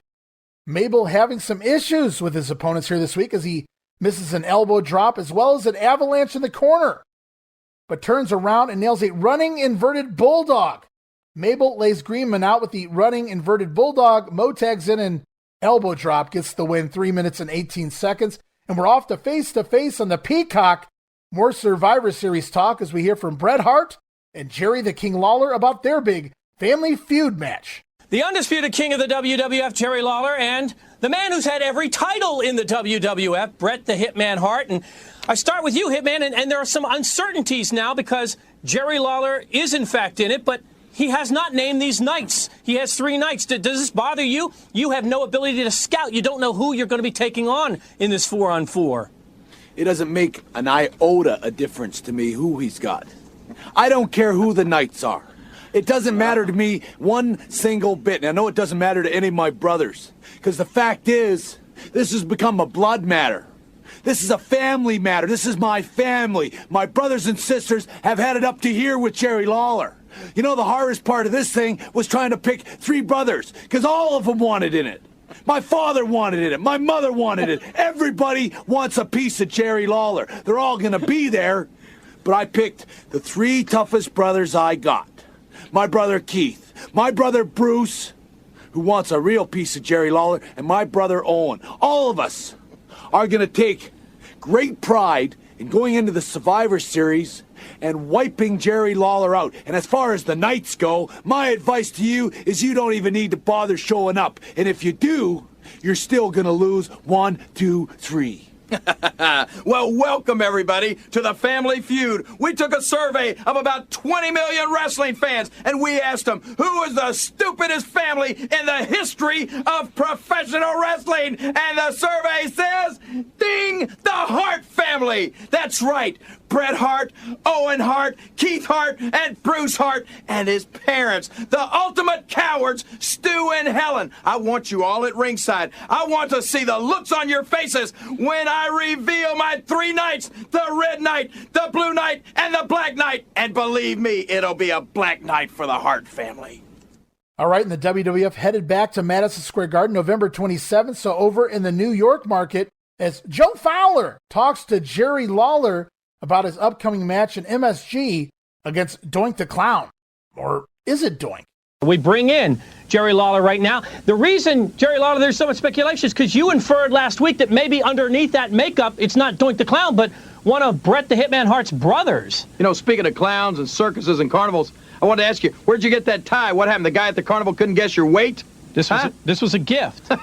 Yeah, from who? Doink the Clown, probably. What? You know, I know what's going on here. I looked at this card, this super card, where all of the World Wrestling Federation superstars are included here at Madison Square Garden, but one name is conspicuously absent. There's no Bret the Hitman Hart on the card, right? No, there isn't. I know what's happened. Bret Hart, his wrinkled-up old mother, Helen Hart, and his yellow-bellied coward father, Stu Hart, they had a little summit conference.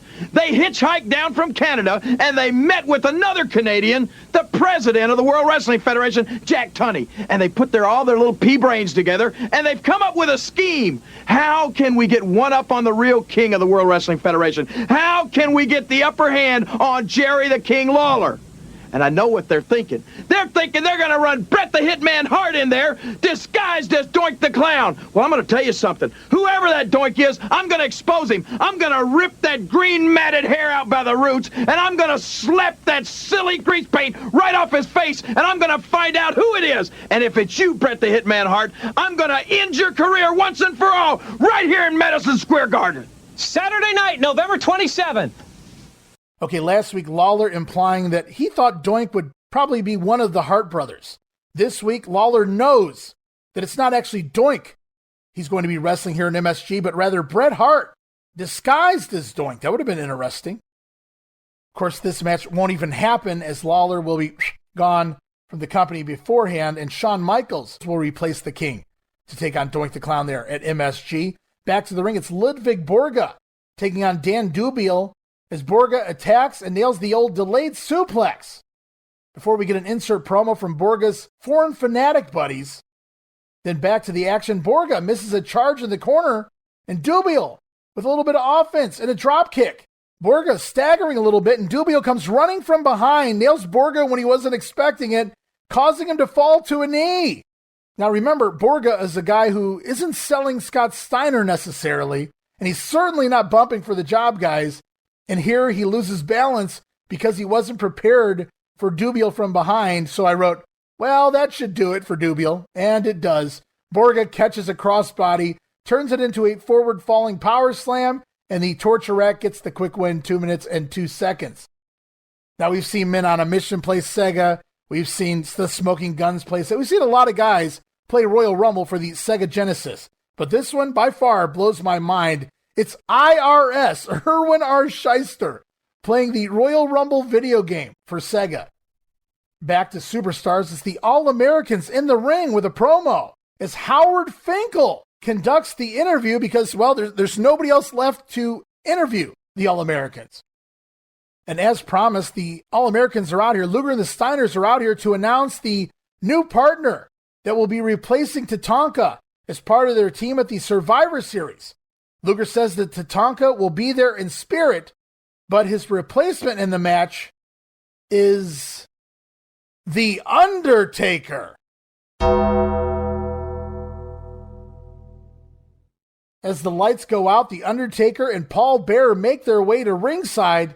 The Undertaker on the microphone says his existence has been filled with eternal darkness, but he has always stood up for what he believes in, just as the All-Americans stand up for what they believe in, American pride. And in honor of their devotion, The Undertaker will stand by them and survive with them. As The Undertaker says, let freedom ring, and the Foreign Fanatics rest in peace. Taker then opens up his coat and reveals the original United States flag. The 13 colonies flag has been sewn into the lining of The Undertaker's coat. It blew my mind then, and it's just as odd looking at it right now. As the Foreign Fanatics then come to ringside, sans Yokozuna, Jim Cornette going ballistic at the announcement. The Undertaker replacing Tatanka. Talk about an upgrade. The crowd really into The Undertaker as the replacement here. And Lex Luger, on the other hand, just feels there. He's part of the team. They've really dropped the ball or fucked him over, or maybe Lex is to blame with his sometimes half-assed deliveries. Not sure what exactly that it is, but this is not the same dude that was going into SummerSlam. This Lex Luger here in the fall. The Undertaker easily felt like the bigger name here of the two. And that's probably a good thing given that Taker is next in line for a WWF title match. And just a very quick, fun story on The Undertaker's coat with the United States flag lining. Well, wouldn't you know it, The Undertaker hated the idea, hated the fact that it was sewn in there. Vince forced him to do it, so he did it against his own will. But if there's one thing we know about The Undertaker, he's a company man, he's a businessman, and he typically does what's asked of him.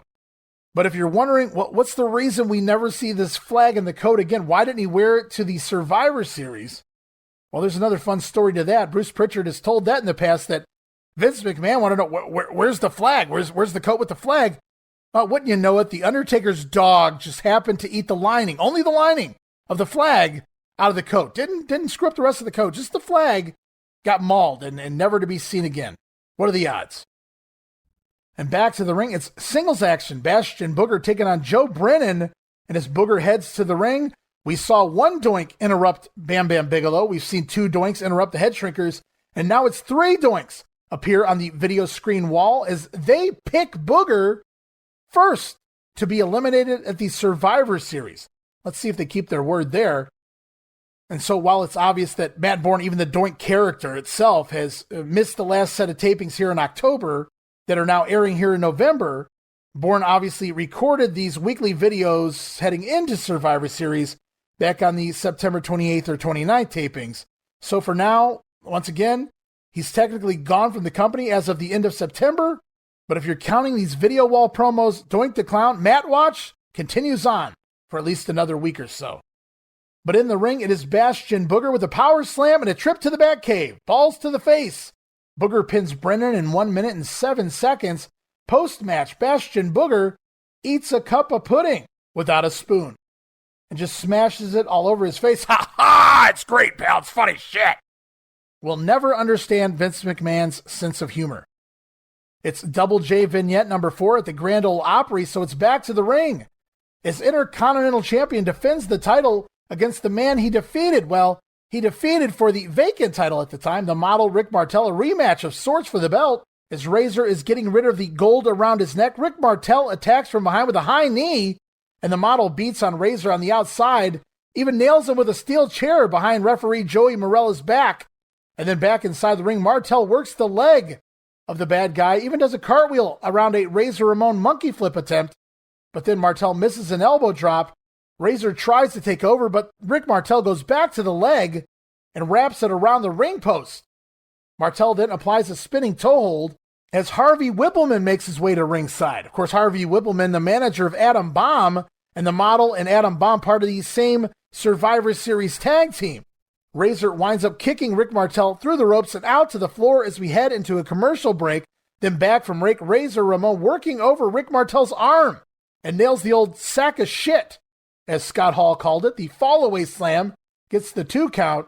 And then the bad guy calls for the Razor's Edge. He goes for the Razor's Edge here, but Harvey Whippleman up on the apron to distract the Intercontinental Champion, and Rick Martel again with a high knee to the back of Razor sends him back outside to the floor. And when Harvey Whippleman tries to attack the bad guy, he has no such luck. As Razor begins to stalk Harvey Whippleman, Martel tries an attack off the apron, but he's caught also. Ramon then on the outside, atomic drops the model into Harvey Whippleman. The two men collide as Razor rolls back inside, and the model is counted out in 4 minutes and 59 seconds shown in this match. Razor Ramon gets the quick and, let's face it, shitty win. Ramon quickly hobbles away from ringside, selling the leg that Martel had worked on, but that's not where the story is. The story's back at ringside where the model shoves Harvey Whippleman, and can you believe this? Whippleman has the balls to shove the model right back, and Rick Martel is hot. That's the fire I like to see in Rick Martel. Martel grabs Harvey by his suit, but out from behind comes Adam Bomb. I wrote, holy shit, is the model going face? That'd be awesome. The model versus Adam Bomb feud? Last week I thought it might be Jannetty and Bomb. This week I'm wondering, is Rick Martel going face? Is it a model versus Adam Bomb feud? That would be cool with me as well. Might even help Bomb look competent, as we see here on Superstars. Adam Bomb and Rick Martel begin a shoving match with one another. It's Diesel and IRS, their other partners, out to ringside to calm the two down, to separate the two, reminding them we all have to team up at the Survivor Series, guys. Let's cool down. Rick Martel finally lets cooler heads prevail and shakes hands with Harvey Whippleman. No, come on, guys. I wrote pieces of a decent match here. Obviously a crap finish, but we're not going to see Rick Martel job twice in so many weeks to Razor Ramon on TV, and this was more or less to tease issues leading into the Survivor Series. Speaking of the Survivor Series, it's time for the series report with Todd Pettengill. We hear from Bret the Hitman Hart, and Jim Cornette also talks about the upcoming Smoky Mountain Wrestling Tag Team title match between the Rock and Rolls and his Heavenly Bodies.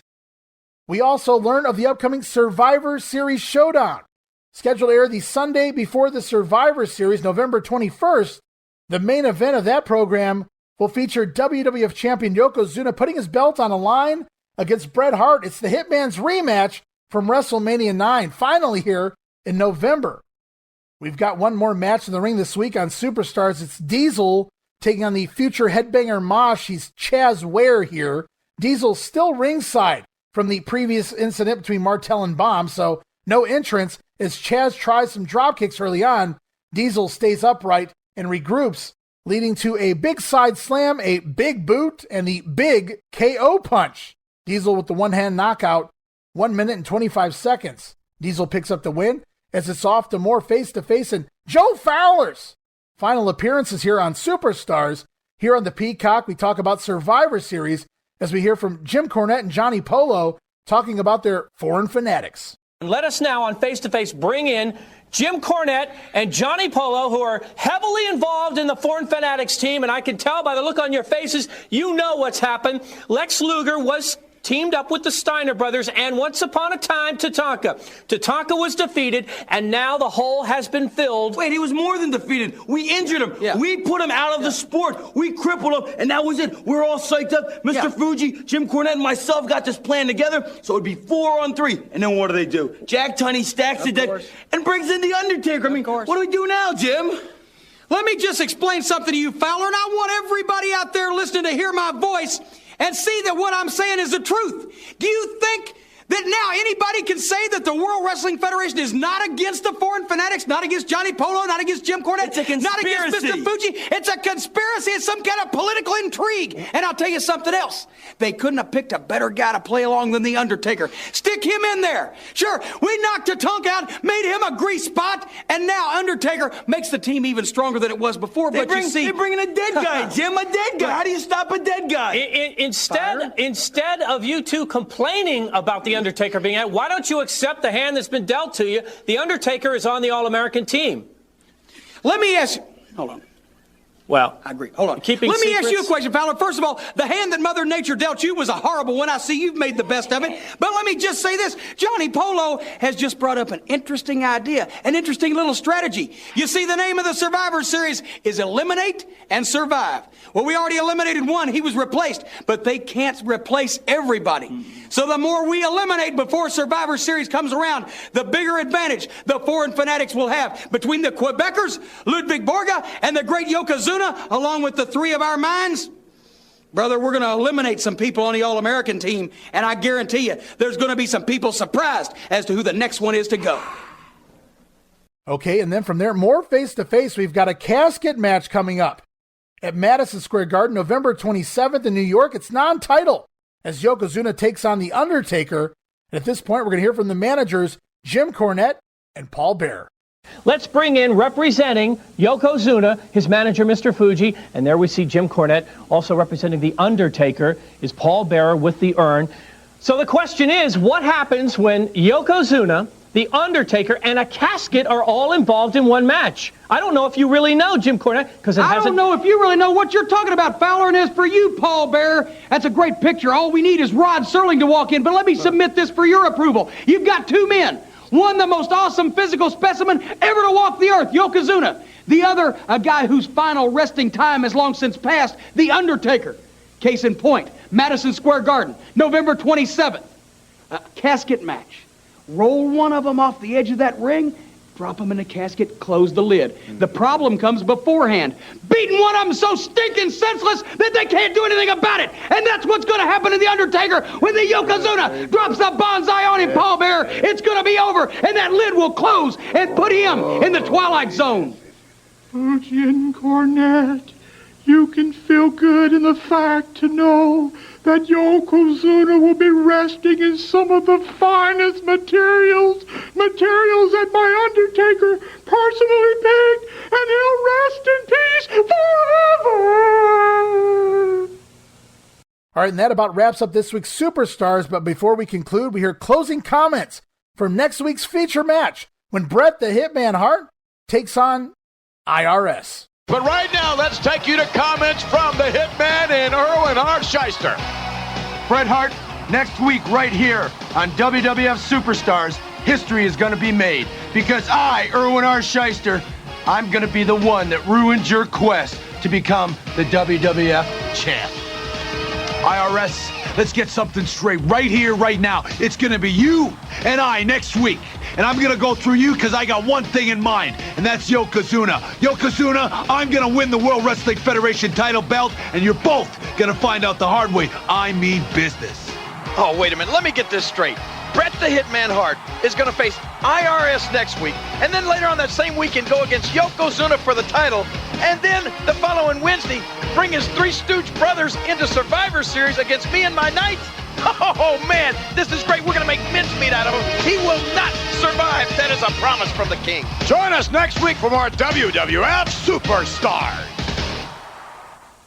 Okay, and also, sadly, this November 13th edition of Superstars marks the last time here in 1993 that we will be hearing from Jerry the King Lawler, as he will be removed from the WWF due to the indictment we talked about last week on the Grenade. Jerry Lawler now removed from all WWF programming, effective immediately, and he won't return to the company until WrestleMania 10. WWF Mania here for November 13th. Todd Pettengill hosting alone. So much for a tag team partner. Randy Savage now suspended from broadcasting. So Todd going to go all alone here as we move on to Wrestling Challenge November 14th, taped October 19th, Glens Falls, New York. And we kick things off right away from Superstars. We see that The Undertaker has joined the All-Americans. Is on commentary. It's Jim Ross and Bobby Heenan. Heenan states that the Foreign Fanatics won't let The Undertaker joining the team happen. Very interesting comments there from the Brain. As we go to the ring, it's Bam Bam Bigelow with Main Squeeze Luna taking on Rich Myers. Of course, I already reported here last week on the Grenade that Bam Bam Bigelow's out until the Survivor Series pay-per-view, missing all of November up until the pay-per-view because his wife is having a baby. But thanks to the magic of TV tapings, it doesn't ever seem like it happens here on TV. So Bigelow never really leaves the company if you're following along on TV. As the match gets going, Myers tries to stick and move early on, but gets ran over by Bigelow. An avalanche in the corner connects, but Bigelow misses a second avalanche splash, and Myers realizes it and makes a delayed cover and gets a near fall. And I really love this here, and I'll get to it in a second, as Bam Bam Bigelow rolls out of the ring, and he looks like he's knocked himself silly. He's trying to regain his bearings, and this was a great sell. This wasn't the old heel misses the charge into the corner and gets rolled up and gets mad and takes back over. Bigelow sells this very differently, very uniquely from what we're accustomed to. As he runs to the corner, he apparently knocks himself out or knocks himself silly, so he collapses, barely manages to kick out of the three, and then rolls out of the ring where he's still staggering around and selling the impact of himself missing the charge in the corner. Really great sell job here from Bam Bam Bigelow. And even more fun here is Bigelow's knocked silly on the outside. Luna Vachon gets in the ring to replace Bam Bam in the match against Rich Myers. And she shoves Myers repeatedly, trying to goad him into wrestling her, but he won't fight back. So she clocks him and knocks him on his ass. But no disqualification here for whatever reason. Bigelow then back in the ring misses another corner charge. Holy shit! This time Myers with a schoolboy. He's ready for it this time. And another near fall on Bam Bam Bigelow. Bigelow's done nothing here yet. But Myers getting a little too high and mighty. He rushes at Bigelow and eats a nasty hot shot across the top rope. And that's all it takes. Bam Bam Bigelow capitalizes on the one mistake of Rich Myers. Bigelow gets the win. 3 minutes and 5 seconds as we're off to more face-to-face. It's the final day of Joe Fowler in our lives as Joe Fowler talks about the upcoming show in Madison Square Garden, November 27th. Fowler brings in Johnny Polo and the Quebecers, who will be defending their titles against the Steiners. This is a huge match that everybody in New York City and the area has been waiting for. The Quebecers, Jacques Pierre and manager Johnny Polo. Let's bring them in right now because you're going to lay that title on the line finally against the Steiner brothers. It's been a long time coming, guys. I mean, what was the holdup? Listen, Jock, I'm getting a little apprehensive. I mean, Saturday night, November 27th, Madison Square Garden, it's getting close, and man, them Steiner brothers are sadistic, man. They're going to try and hurt us. And you know all the New York fans, they like sadistic people. I mean, they want to see us get hurt. We could get mauled. We could get suplexed all over the place. Easy, Johnny. You're getting a little nervous. You're making me nervous. Jarrett, t'es un petit peu nerveux. Il faut pas que tu penses les Steiners. Vas-y, mon bien. Me dire, les Steiners, je tenais d'entendre parler de vous autres. Parce que là, les Steiners, une fois pour toutes, on va vous ramasser à toute cuillère. On va vous écraser comme la brique. Attends, vous autres, les Steiners. On est écœurés d'entendre parler de vous autres. Let me tell you something, Joe Fowler. The 27th of November is going to be a big night for the Steiner brothers. But wait a minute, guys. Listen to me. Listen to me. Those guys got beat by guys that could brawl. We're not stepping stones. We're not stepovers. Ask the Steiners what they think of the Quebecers. They're afraid of us. They got a beating. We're going to give you another beating, Steiner brothers, because we are the World Wrestling Federation champions, and we will stay in Manhattan. The champions! All right, and just one more Joe Fowler to go, guys. Can you feel the anticipation? Back to the ring, it's the Smoking Guns taking on Todd Mata and Tony DeVito. And it's the Revolver pile driver on DeVito. Gets the quick squash win for the Guns here, 1 minute and 32 seconds. And now it's even Diesel. I thought IRS was something, but now Diesel playing Sega Genesis here. Boy, they're really shilling this Royal Rumble hard. And I should have mentioned this in the past. Everybody that's playing the game, they always have some comments they're making towards the video game. And here on Sega, Diesel has a fun line as he says, Jack Tunney can't suspend Shawn Michaels on the Royal Rumble game. Yeah, it's things like this that'll get a monster over. But honestly, Nash does really good here. An excellent job selling the commercial, which is probably why Kevin Nash became what he became. He got it. And then we're off to the King's Court as Jerry Lawler talks to the entire team of the Foreign Fanatics. But before he brings them out, he tells everyone, welcome to the Family Feud. Lawler asks the question, who is the only king in the WWF? Survey says, Jerry Lawler. The King then acknowledges Tatanka being gone from the Survivor Series, but The Undertaker now replacing him. As the Foreign Fanatics make their way out, Johnny Polo says that they went to all that trouble to cripple the moronic Indian, only to have him replaced by a 7-foot walking corpse. Well, they can replace Lex Luger with Paul Bearer after Pierre gets done with him this week on Monday Night Raw. Jim Cornette says that if the Fanatics don't finish eliminating the All-Americans before the Survivor Series, they'll finish the job at the pay-per-view. Guaranteed. And we get a little more comments here from Ludvig Borga and more Jim Cornette, but more of the same that we've already heard. Just another reason to trot this team out on the TV for visual effect. Back to the ring, it's IRS over Dennis Diamond with the write-off in a fairly unoffensive 1 minute and 56 second squash. As Double J in the Grand Ole Opry vignette airs once more, it's back to the ring for the very first time I can recall, here in the WWF anyway. It's Bret Hart teaming with brother Owen, Bret and Owen Hart, preparing for the Survivor Series, trying to get in sync here as they take on the team of Well Dunn, who's accompanied to the ring by Harvey Whippleman. Early on, it's back and forth between Owen Hart and Stephen Dunn, but the Harts take over on Stephen Dunn's arm. Bret catches Dunn trying a leapfrog, turns it into an inverted atomic drop. Timothy Weldon tags in, but gets more of the same from the Hart brothers as they continue their dominance in the ring. Owen, though, ducks a clothesline from Well in the ring, but runs into Dunn on the apron, who nails the clothesline and takes Owen down. It looks like Well Dunn finally going to take over as we go into a commercial break.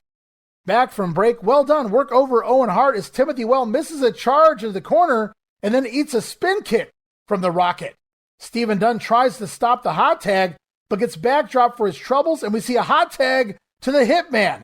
As Bret Hart comes in, he runs wild, 5 moves of doom. It's the backbreaker, the elbow drop off the middle rope. Wait, it's just Well Done. We only need 3 moves of doom here. Backbreaker, elbow, and the sharpshooter on Stephen Dunn. As Owen clears the ring of Timothy Well, Bret Hart gets the submission win. 4 minutes and 54 seconds shown here.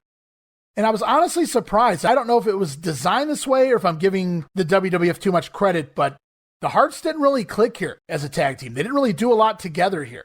But it made a lot of sense to put this match together to get Bret and Owen out here as a tag team because Keith and Bruce, they're not full-timers. They're not here right now. And it's nice to see some kind of semblance of the Hart family teaming up heading into the pay-per-view. As it's off to the Survivor Series report and then back to the ring, it's Crush with Master Fuji taking on PJ Walker. Early on, Walker with a dropkick stuns Crush, but Crush swats away a second attempt. As Crush nails the Tilt-A-Whirl backbreaker, Jim Ross has renamed it the Tour of the Islands. Around the world, I get it, JR. Crush again with that gorilla press drops PJ Walker face first across the top turnbuckle, and then it's the claw, yes, the iron claw to the skull. Crush gets the win, the pinfall, in just 2 minutes. The claw, wow. And then it's off to one final Joe Fowler face-to-face over in the New York market, headed back to Madison Square Garden. Joe Fowler talks to the bad guy Razor Ramon, defending his Intercontinental title against this man as well, Diesel. Champion Razor Ramon. Bad guy. And Diesel. Now, Razor, I can only assume you could have picked any number of opponents being the champion. You have quickly chosen Diesel. You've wasted no time. You know, Diesel been shooting his mouth off, man. He wants a shot at the gold. Well, big man, you got it. Right here, Chico. Madison Square Garden. You know, you spend most of your career, man, lurking in the shadows. Well, now, big man, the bright lights, the spotlight's gonna be on you. We're gonna see, Chico, if you got what it takes. You know something, Ramon? What? In less than 2 weeks, you're going to be minus something that's very dear to you. Oh, yeah. Yeah, that's right, and it's that belt. That belt in your hand right now. Madison Square Garden. Hey, I'm not just going to beat you. I'm going to humiliate you. I'm going to pound you. It's going to be a war, Ramon. Good. The people that pay for the ringside seats are going to see the carnage. They're going to feel the force. Yeah, Diesel's walking home with the belt. Oh, look at me, man. I'm shaking. I'm so scared. Think of who you're talking to. I come from the gutter, man, and look at me now. I got the gold, and in the garden, Chico, I'm leaving with it. Fowler with the line, is this great wrestling or what? It's what, Joe Fowler? Because Joe Fowler? Yes! Whoa! This marks Joe Fowler's final appearance on WWF television. And as we close out this week's Wrestling Challenge, we hear from both parties in next week's featured match. It's Marty Jannetty, scheduled to take on Diesel.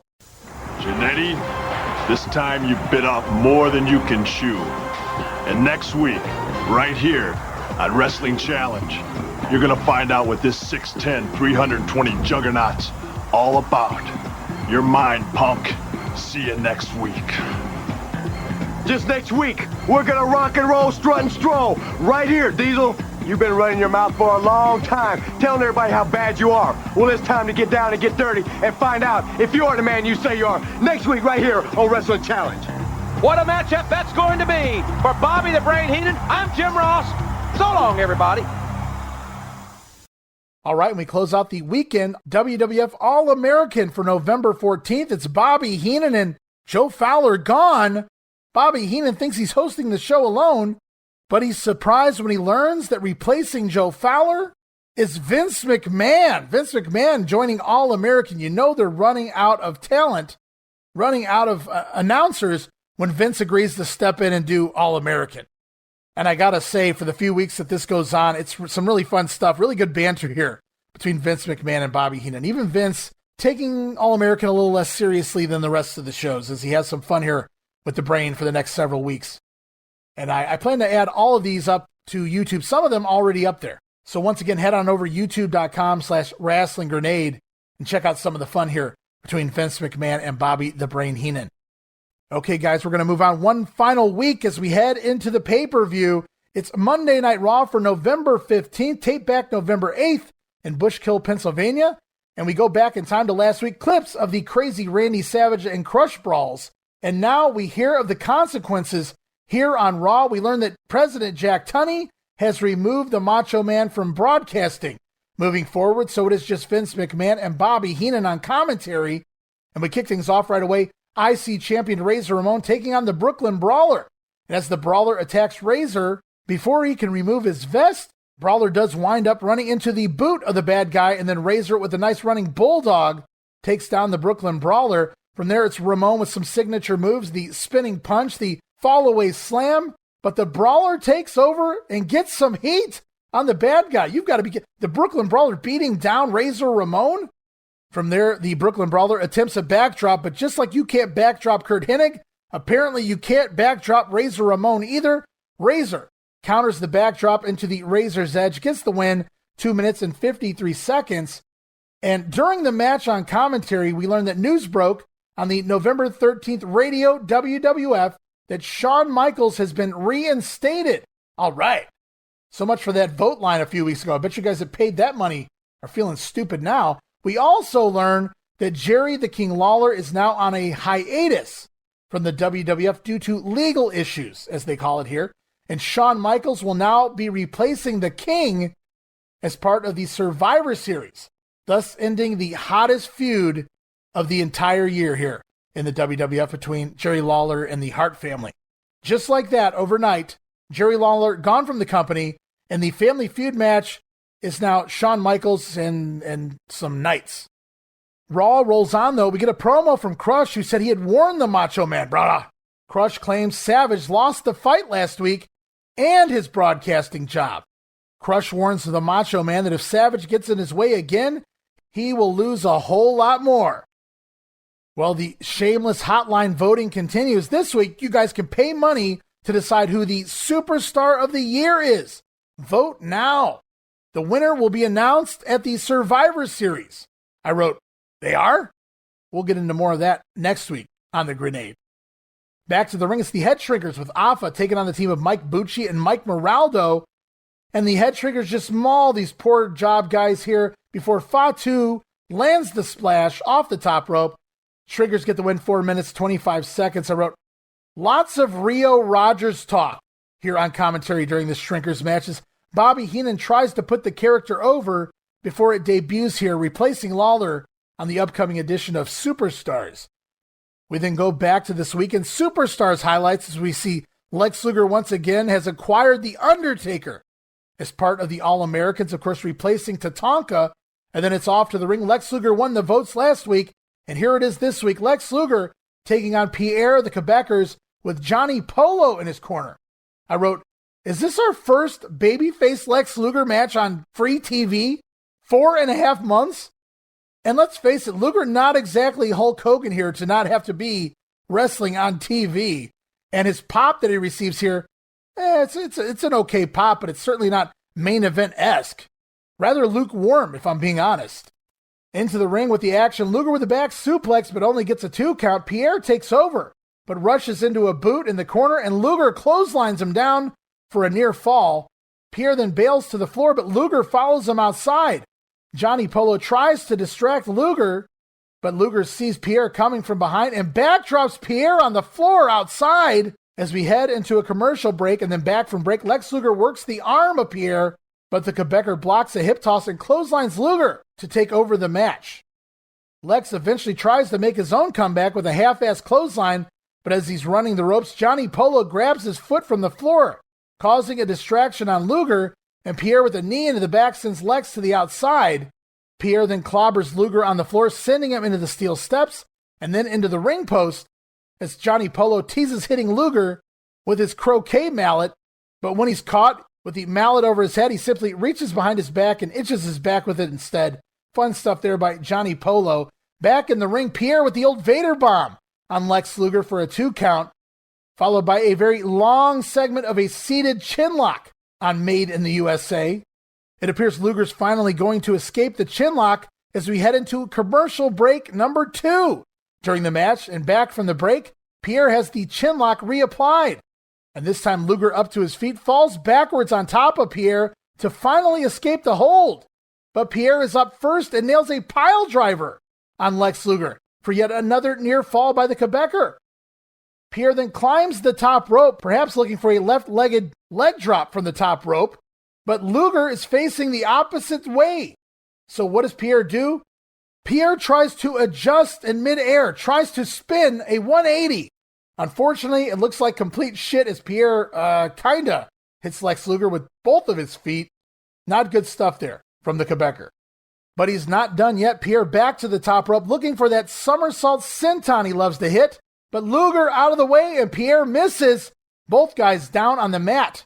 But once again, it's the Quebecer up first as he attacks Luger, but Luger comes right back. Lex Luger fires up. The backdrop, the clothesline, and a power slam by Lex Luger with a near fall. Luger setting Pierre up on the top rope for a superplex. But Pierre knocks Luger off the ropes. Lex, however, runs right back at Pierre and press slams him off the top rope to the mat. At which point, Johnny Polo jumps in the ring, and Lex Luger nails him immediately, so Johnny Polo right back out of the ring. And then it's Luger with the running forearm. Illegal, but who cares? He's a face. And even more fun, I took some notes here. You guys can go back and watch this yourself. Pierre is totally out of position for Luger to nail this running forearm. Luger's running behind Pierre. He's facing the opposite way. Lex completely out of position as well when he starts to hit the ropes behind Pierre. But through the magic of editing and different camera angles, out of nowhere, Luger running directly at Pierre and wham, nails the forearm. So at least it didn't look as sloppy as it was going to look before the editing took place here.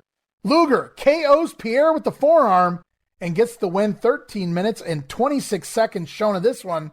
And I wrote, I feel like we're past these chinlock clothesline matches by this point in 1993. And to me, anyway, it also didn't feel like Luger was rolling out with 100% effort here. The crowd was still behind Lex Luger, but not nearly as much as you'd expect. And I've always been a big fan of singles wrestlers having competitive matches with tag team wrestlers. I always hated when, during the Attitude Era, an Austin or a Rock would come out and basically lay out, say, the tag team champions, all by their lonesome. I wasn't a big fan of that type of stuff. So I was happy that we got a competitive match here between Luger and Pierre, but I dare say this was too competitive. Luger really having trouble putting Pierre away here, and then even having to cheat with the steel forearm to get the win. Nevertheless, Lex Luger picks up the win as we head into break. We come back from break. Pierre is still out flat at ringside as Johnny Polo and now Quebecer Jacques try to bring him to. Pierre eventually stretchered out of the building. And I wrote, wasn't Jacques just stretchered out of the building a few weeks ago with the 1-2-3 kid? And now Pierre stretchered out. No matter, Lex Luger gets his, I think, his first babyface win here on WWF TV. But the show goes on, the action goes on. It's Diesel taking on Sid Garrison. Garrison dodges Diesel and grabs his arm, trying to take over on Big D, but he runs right into a backbreaker from Diesel instead. Diesel winds up missing an elbow drop, and Garrison goes right back to the arm. At least he's consistent. But he eats a nasty forearm across the face from Diesel. And from there, it's all Diesel with the neck vice, a gut-wrench jackknife of sorts, the side slam, the big boot, and this week, instead of the KO punch, it's just a big elbow drop from Diesel. Will get the win, 3 minutes and 28 seconds. Over on commentary, they talk about the upcoming Rio's Roundup, the new talk show here in the WWF. It'll make its debut as part of the Survivor Series Showdown, when Shawn Michaels will make his return to TV to visit the house of Stu and Helen Hart. But we have to wonder, who is REO RODGERS at this point? Of course, this entire thing done, REO RODGERS is Bruce Pritchard. He'll replace Lawler on commentary there on Superstars. And also as part of Survivor Series Showdown, we were scheduled to see a King's Court with Johnny Polo and Harvey Whippleman dressed as Stu and Helen Hart. But with Lawler now gone from the company, at least temporarily, it's going to be replaced by REO RODGERS and Shawn Michaels visiting, quote-unquote, Stu and Helen Hart. Then from there, it's off to the Survivor Series report. We learn from Todd Pettengill that Pierre has suffered a slight concussion and is now questionable for the pay-per-view. Pettengill then runs down the entire Survivor Series card, except for the Family Feud match. Interesting. Vince McMahon also suggests that Pierre might be done for the Survivor Series. Well, it's that time again, guys. It's Double J vignette number 5. And this week, he makes it into a building, finally. Double J in the recording studios, along with his personal assistant, Winona. You may know her better under other names. We'll see if you figured out who Winona is after this. But now I have a treat for you and all the humanoid fans. It's very simple, McMahon. I'm going to take you to Nashville, Tennessee, to the private recording studio of Double J, Jeff Jarrett. Stop it down, stop it down, stop it down. My gosh, that's awful. Cut, cut, cut.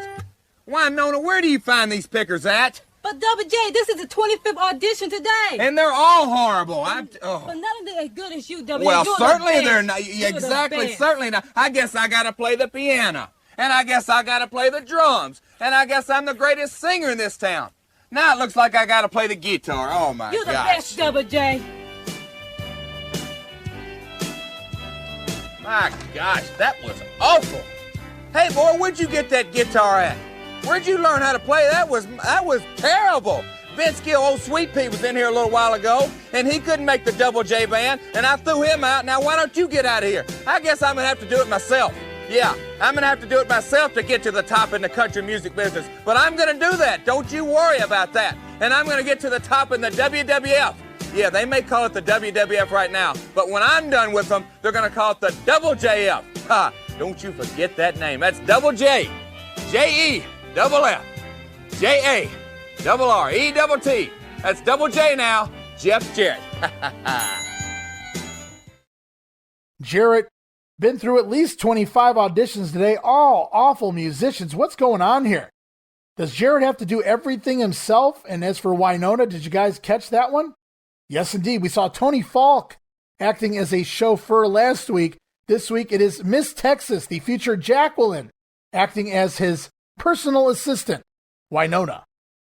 And this will not be the last cameo from USWA personnel. Keep watching, guys.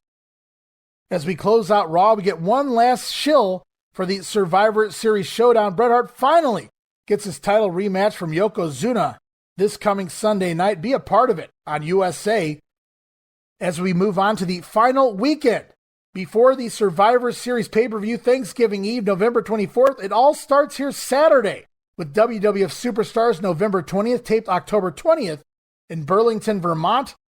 We kick things off right away with a clip of Lex Luger eliminating Pierre from the Survivor Series. And we learn that the Foreign Fanatics will announce the replacement for Pierre later today on the show. As we kick things off, it's Vince McMahon rolling solo. Oh, no, he's not. He brings in his new broadcast partner, REO RODGERS, baby, if you will. And as we see Rio here, we learn he's from Texas, though I'm not entirely sure what the character actually was. A cowboy, a vagrant, a ranch hand, a desert bum, a hobo. I have no idea. And let's address that elephant in the room right now, because REO RODGERS lasts a total of one broadcast here on Superstars and 2 episodes of Rio's Roundup before the character is pulled from TV. So let's talk a little bit here about REO RODGERS. Now, Bruce Pritchard is claimed, Bruce Pritchard being the man who portrayed REO RODGERS, also the former Brother Love. He's REO RODGERS here, and he claims this was supposedly a Jarrett idea based on Jarrett's love for Pritchard's Dusty Rhodes impersonation. And so with Macho being taken off of broadcasting and Jerry Lawler abruptly gone from the WWF as well, plus we got to remember all of these interviewers and announcers released in recent weeks and months, Mean Gene Okerlund, Bonnie Blackstone, Joe Fowler, all these guys are gone. Vince McMahon had nobody left to work with here. And Pritchard admitted there are very few ideas he ever actually hated. But this REO RODGERS character here, this gimmick, was probably the only thing he ever balked at. Bruce didn't want to do it, but Jerry Jarrett went ahead and pitched the idea to Vince McMahon anyway. All the while, Bruce Pritchard was trying to explain that REO RODGERS, or at least the voice that he did for REO RODGERS, wasn't a character. It was Dusty Rhodes. No matter what you do to it, no matter what you dress it up like, it's still Dusty Rhodes. But Vince liked the idea. So now the voice needed a gimmick. So they came up with a bunch of random things, a fake Fu Manchu, a baseball hat, chaps, just one oversized ranch hand glove, a handkerchief around the neck, and something that resembled a duster coat, it would appear. And this thing here was REO RODGERS. Bruce Pritchard has also stated that he called Dusty Rhodes ahead of time, gave him the heads up in advance. He kind of wanted Dusty to tell him not to do it because he knew if he went back and told Vince that Dusty wouldn't be happy with it, that Vince respected Dusty enough that they probably wouldn't go through with it. But instead, Pritchard was surprised by Dusty's response when Rhodes told Bruce to, "Pumpkin head, you go do what you got to do, baby. Go make yourself some money, if you will." So Bruce, expecting and hoping that Dusty Rhodes would say, "Please don't do that. Please don't mock me on TV," because he figured if he went back and told Vince, that would hold a lot of water with Vince McMahon, and maybe they wouldn't do the character. But instead, Dusty reiterated, "Go do what you got to do. Go make some money with it, baby." So Bruce goes back and tells Vince what Dusty said, and Vince's response was, "Great. He loved it. He's got to love it." So, with no rhyme or reason, REO RODGERS was created, as Bruce has claimed that it was impossible to do color commentary in a Dusty Rhodes voice. I guess Dusty would beg to differ over there in WCW. Need to talk a little bit more about plundering and clubbering, if you will. Bruce did say one thing I will agree to. He says, once you've heard it one time, it's not funny the second time. It's the same thing every time. Pritchard concluded about the gimmick, to say it sucked would be an understatement. So even Bruce Pritchard hated the idea of being REO RODGERS. But it happened, and it's here on the Peacock or the WWE Network for those international fans out there. And it will live on forever. REO RODGERS here for 1 week as the co-host of Superstars with Vince McMahon. Joining us now, she's supposed to be here somewhere. REO here, baby, in public, if you will. Ladies and gentlemen, this is REO RODGERS, who claims to be a direct descendant of Roy Rogers, baby, the legendary Roy Rogers. Rogers, you know what Trigger Dale roast beef sandwiches? Roast beef and trigger. Yeah. Sure, all right. I'm not going to buy that, Rio. I don't believe so. No. Well, how about my fourth uncle 3 times removed Weell, Uncle Weell Rogers, you know? You're related to Will Rogers? Yeah, baby, never met a man he didn't like. He don't know you though, kid. No, I'm not going to buy that one either. How about, oh, wait a minute, how about cousin Fred Rogers? Fred Rogers from Mr. Rogers' neighborhood. Yeah, baby, from the neighborhood. Yeah. I might go along with that, but I think maybe Ginger Rogers is more appropriate. Oh, I don't know. Did he ever ride a horse? No, I don't believe Ginger Rogers ever rode a horse, and I'm not too sure, Rio, you've ever ridden a horse. Let's take you now, ladies and gentlemen, to action in the squared circle. Let's go. It's at this point I wrote a little note in here from Dave Meltzer. He noted that Titan deserves credit for handling the problems with Jerry Lawler with such expediency and doing the extra round-the-clock work in editing out previously taped television shows. It was reported at that time, I think by Meltzer or maybe another source I was reading, they'd already taped 3 or 4 weeks of Superstars TV and put it in the can with Jerry Lawler, and now they have to go back and redo it here with REO Rodgers and Rodgers' replacement next week. Not to mention the editing they have to do with the Survivor Series Showdown and everything else leading into the pay-per-view that involved Lawler and the Hart family. Talk about a lot of last-minute work. You've got to give the production and editing teams credit here for really putting in the effort. Into the ring, it's the Smoking Guns taking on Phil Apollo and Mike Bell. Some decent double-team moves here by the Guns. Great double leg hold by Bart while Billy sneaks up from behind with a bulldog. From there, it's the double rush and leg sweep and the revolver pile driver on Mike Bell. Guns get the win 2 minutes and 56 seconds. But the entire time on commentary during this match was REO Rodgers trying to put over himself being a cowboy and the Smoking Guns being the pretenders. And of course, Vince McMahon shuts REO down every corner. Vince states REO never rode a horse, never rode a bull. Oh, you sling bull, but you've never ridden one. So Vince McMahon already shitting down this character, shutting down and shitting down this character, just one match into the TV program. It feels like Vince already knows this gimmick is done for. And it's off to update with Gorilla Monsoon. He talks about Randy Savage's attack on Crush last week and tossing Vince McMahon to the floor back on Raw. And then we pivot to the Survivor Series pay-per-view as the Foreign Fanatics announce that it will be Crush who replaces Pierre as part of the Foreign Fanatics tag team. And Crush says the Fanatics will stand up for and honor one another while the All-Americans will be busy stabbing each other in the back. So Undertaker replaces Tatanka, Crush replaces Pierre on their respective teams here. And we hear from the All-Americans in response to the announcement of Crush. Lex Luger says they are unfazed by the replacement. The faces upgraded Tatanka to the Undertaker, and now the Fanatics do the same. And at the time, back in 1993, of course, I knew it all. I thought the obvious choice here was going to be the Macho Man instead of the Undertaker. Once they announced Crush, I was sitting there wondering, why is the Macho Man on Lex Luger's team? That makes sense. But again, I'm also not sure how in advance they plan for Crush to slide in here to this match. Plus, without Taker here to do a few spots with Yoko at the pay-per-view, they have nothing to build up to their title match at the Royal Rumble. Either way, Undertaker, Crush, both bigger names for the match and pay-per-view. And as we know, Macho Man will also find his way into the Survivor Series as well. We head back to the ring. Bam Bam Bigelow with Luna in his corner, taking on Scott Taylor, as Bigelow immediately flings the future Scotty 2 Hotty outside of the ring, but Taylor lands on his feet. And while Bigelow is celebrating, Scott Taylor with a drop kick from behind sends Bigelow through the ropes and out to the floor. Bigelow having trouble lately with the job guys. Back in the ring, Bigelow catches a flying head scissors and turns it into a big slam instead, though Bigelow goes up top for his diving headbutt finisher and misses that as well. And it's Scott Taylor who comes back and sneaks in an inside cradle. 1, 2, Bigelow kicks out. Bigelow's had enough. Sends Scott Taylor to the ropes and nails a drop kick. Bammer with a drop kick gets the win in 1 minute and 37 seconds.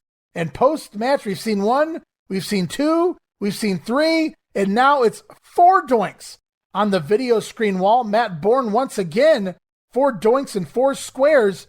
Doink on top of doinks, all with buckets. As one of the doinks on top pours the confetti downward, and as it lands into the Doink Below's bucket. Very cool timing, very cool editing. I wrote, so fucking awesome. Sadly, this final video wall promo here will mark the end of Matt Watch and Matt Bourne. Matt Bourne pulled off house shows after September 13th, finished wrestling at the September 28th and 29th TV tapings, and then the last 3 or 4 weeks, just these video wall pre-recordings of Matt Bourne, and now he is no more here in the World Wrestling Federation. And after just 2 matches into the show, I wrote, Bruce Pritchard says, once you've seen the REO RODGERS gimmick done for 1 episode, it's done. And that's where I wrote, I disagree, Bruce. We're only the 2nd match into the show, and I'm done. I lost count, and we're only 2 matches in, guys. I've already lost count how many times Bruce has went to the if you will line. It's got to be near a dozen times already. As we're off to face on the Peacock, and Joe Fowler now gone. He's being replaced by good old JR, Jim Ross, replacing Joe Fowler here on Face to Face. And on the Peacock, we talk Survivor Series as we hear from IRS and Diesel. They'll be teaming up as part of their team, taking on Razor Ramon and company. Let's hear from the heel side of things. At this time, I'd like to go face-to-face with our 2 guests, Erwin R. Shyster, the captain of that aforementioned unit, along with Diesel. And gentlemen, one thing that I don't think that we've talked enough about is that the Survivor Series is a series of elimination matches. The matches will continue until one team has been completely eliminated. Erwin, do you have your strategy together? Well, Jim Ross, this is definitely to our advantage because all the tax cheats around the world are going to get the opportunity to see the best team money can buy in Survivor Series. And this man right here has the best knockout punch in the World Wrestling Federation, and he's going to get a chance to exhibit that. You know, Diesel, it would seem that both you gentlemen have a score to settle with Razor Ramon. Will he be your focus in this matchup? You know, JR, there's so many we want to put down so quickly. They'll have nothing but thanks on this giving night. Well, ladies and gentlemen, I think this team is certainly ready, and I know one thing. There's a lot of former Intercontinental Champions on the other side. It's going to be a tough challenge for you. We're not taking that away. They do have a good team. Mr. Perfect, Razor Ramon, the 1, 2, 3 Kid, Jannetty, they're all good, but they're all going down in Survivor Series. You can see it on pay-per-view this Wednesday night. And all right, a reminder, just 1 week away, Madison Square Garden, November 27th, over in New York. It is Intercontinental Champion Razor Ramon scheduled to take on Diesel as part of the show there at MSG. Let's listen to those 2. Now, joining me now, ladies and gentlemen, face to face, the reigning Intercontinental Champion Razor Ramon, along with Diesel. And gentlemen, as we said, 1 week from tonight, as Mills Lane would say, it'll be time to get it on. A fight in the Garden, Razor. That's what I expect. You know, Mr. Ross, the WWF is done it again. This super card coming to MSG. And Chico, that ain't no Chinese food additive. That's Madison Square Garden, the big time. Yo, Diesel, you've been lurking in the shadows, Chico. You've been a bodyguard. Well, now, man, the spotlight is shining on you. You want the gold, man? Come and get it. Call me a thug, call me a bodyguard, but call me clairvoyant. Yeah, in 1 short week, the Big D's IC champ. I can hardly wait, Ramon. Razor, I think it's obvious that Diesel will do whatever it takes to win the championship. My question to you, sir, will you do whatever it takes to keep it? Hey, you know, I don't like him, but he a lot like me, man. He gonna do anything. The bad guy, he already proved he will. 1 week from tonight. All right, the WWF have really been outdoing themselves with these Sega Genesis segments. First, it was IRS. I thought that couldn't be top, but then it was the bodyguard Diesel. And I knew that couldn't be top, but I'd be wrong again. Here this week, playing the Royal Rumble video game on Sega, Jim Cornette playing the video game. Wow, Jimmy Cornette plays Sega. Back to the ring, it's the Rocket Owen Hart taking on Iron Mike Sharp.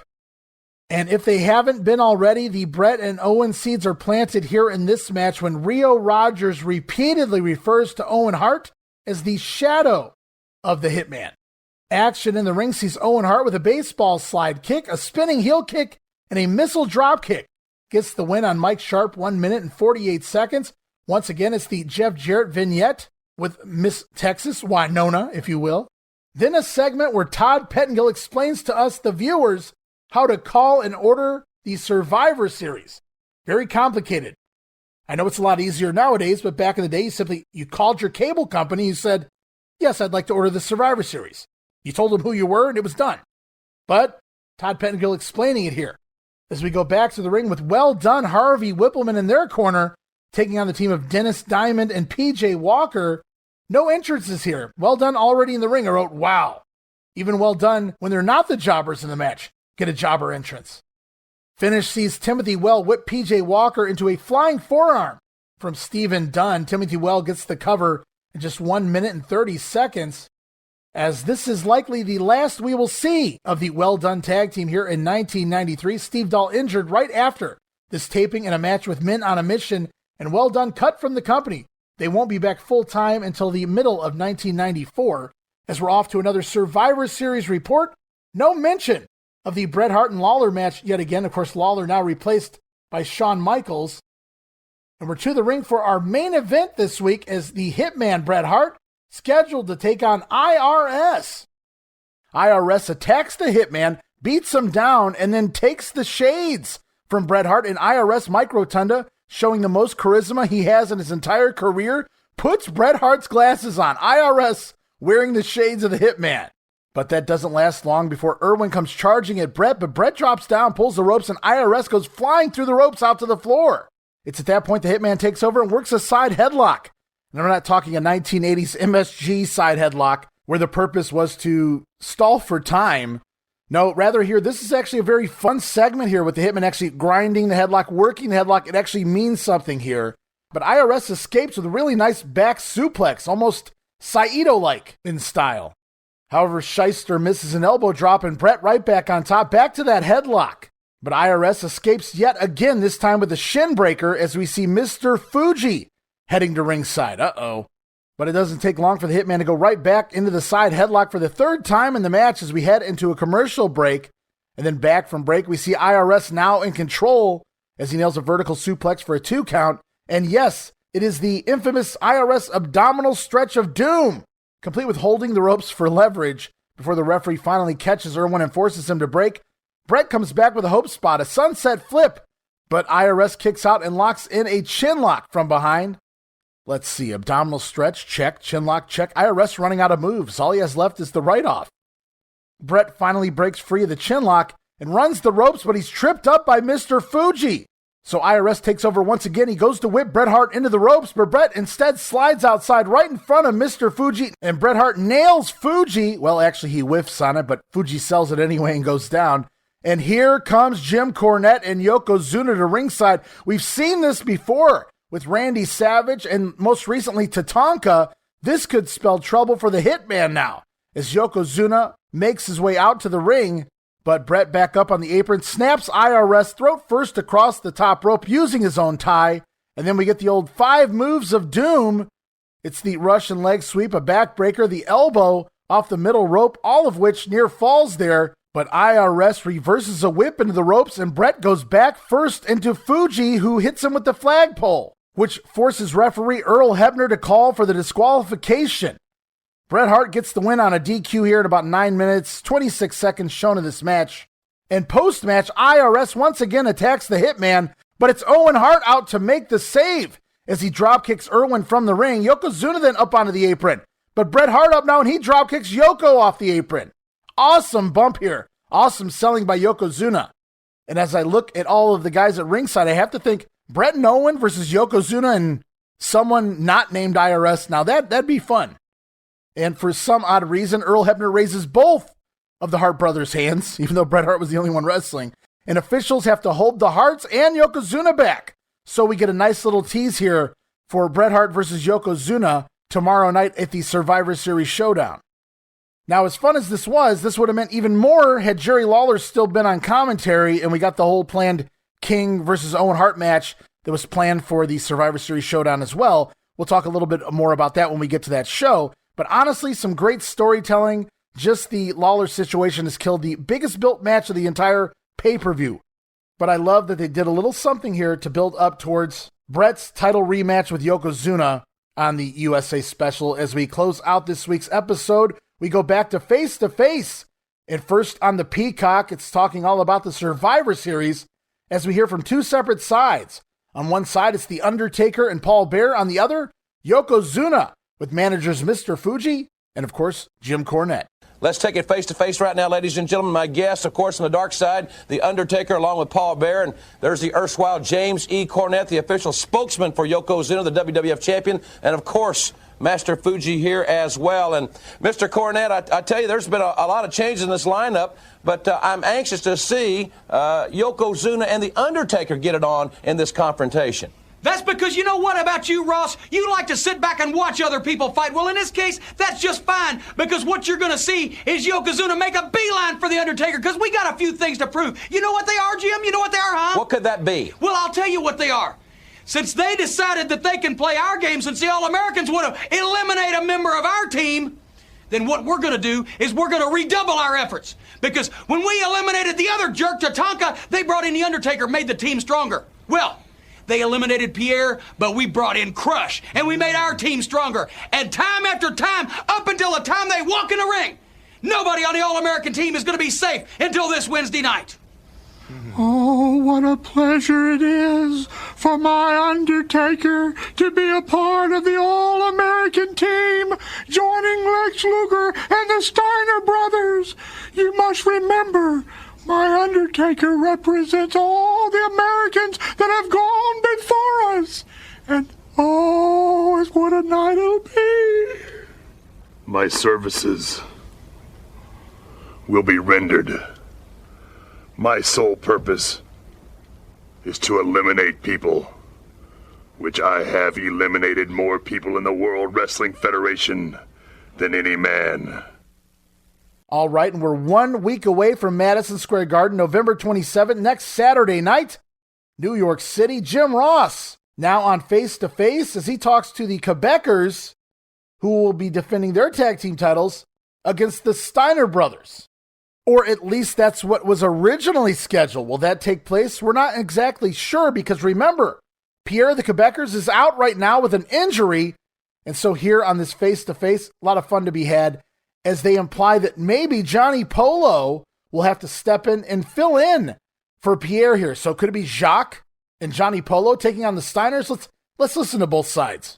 Now, after what happened this past Monday night on Raw, Pierre is out of the Survivor Series. Will Pierre be out 1 week from tonight of the WWF Championship matchup?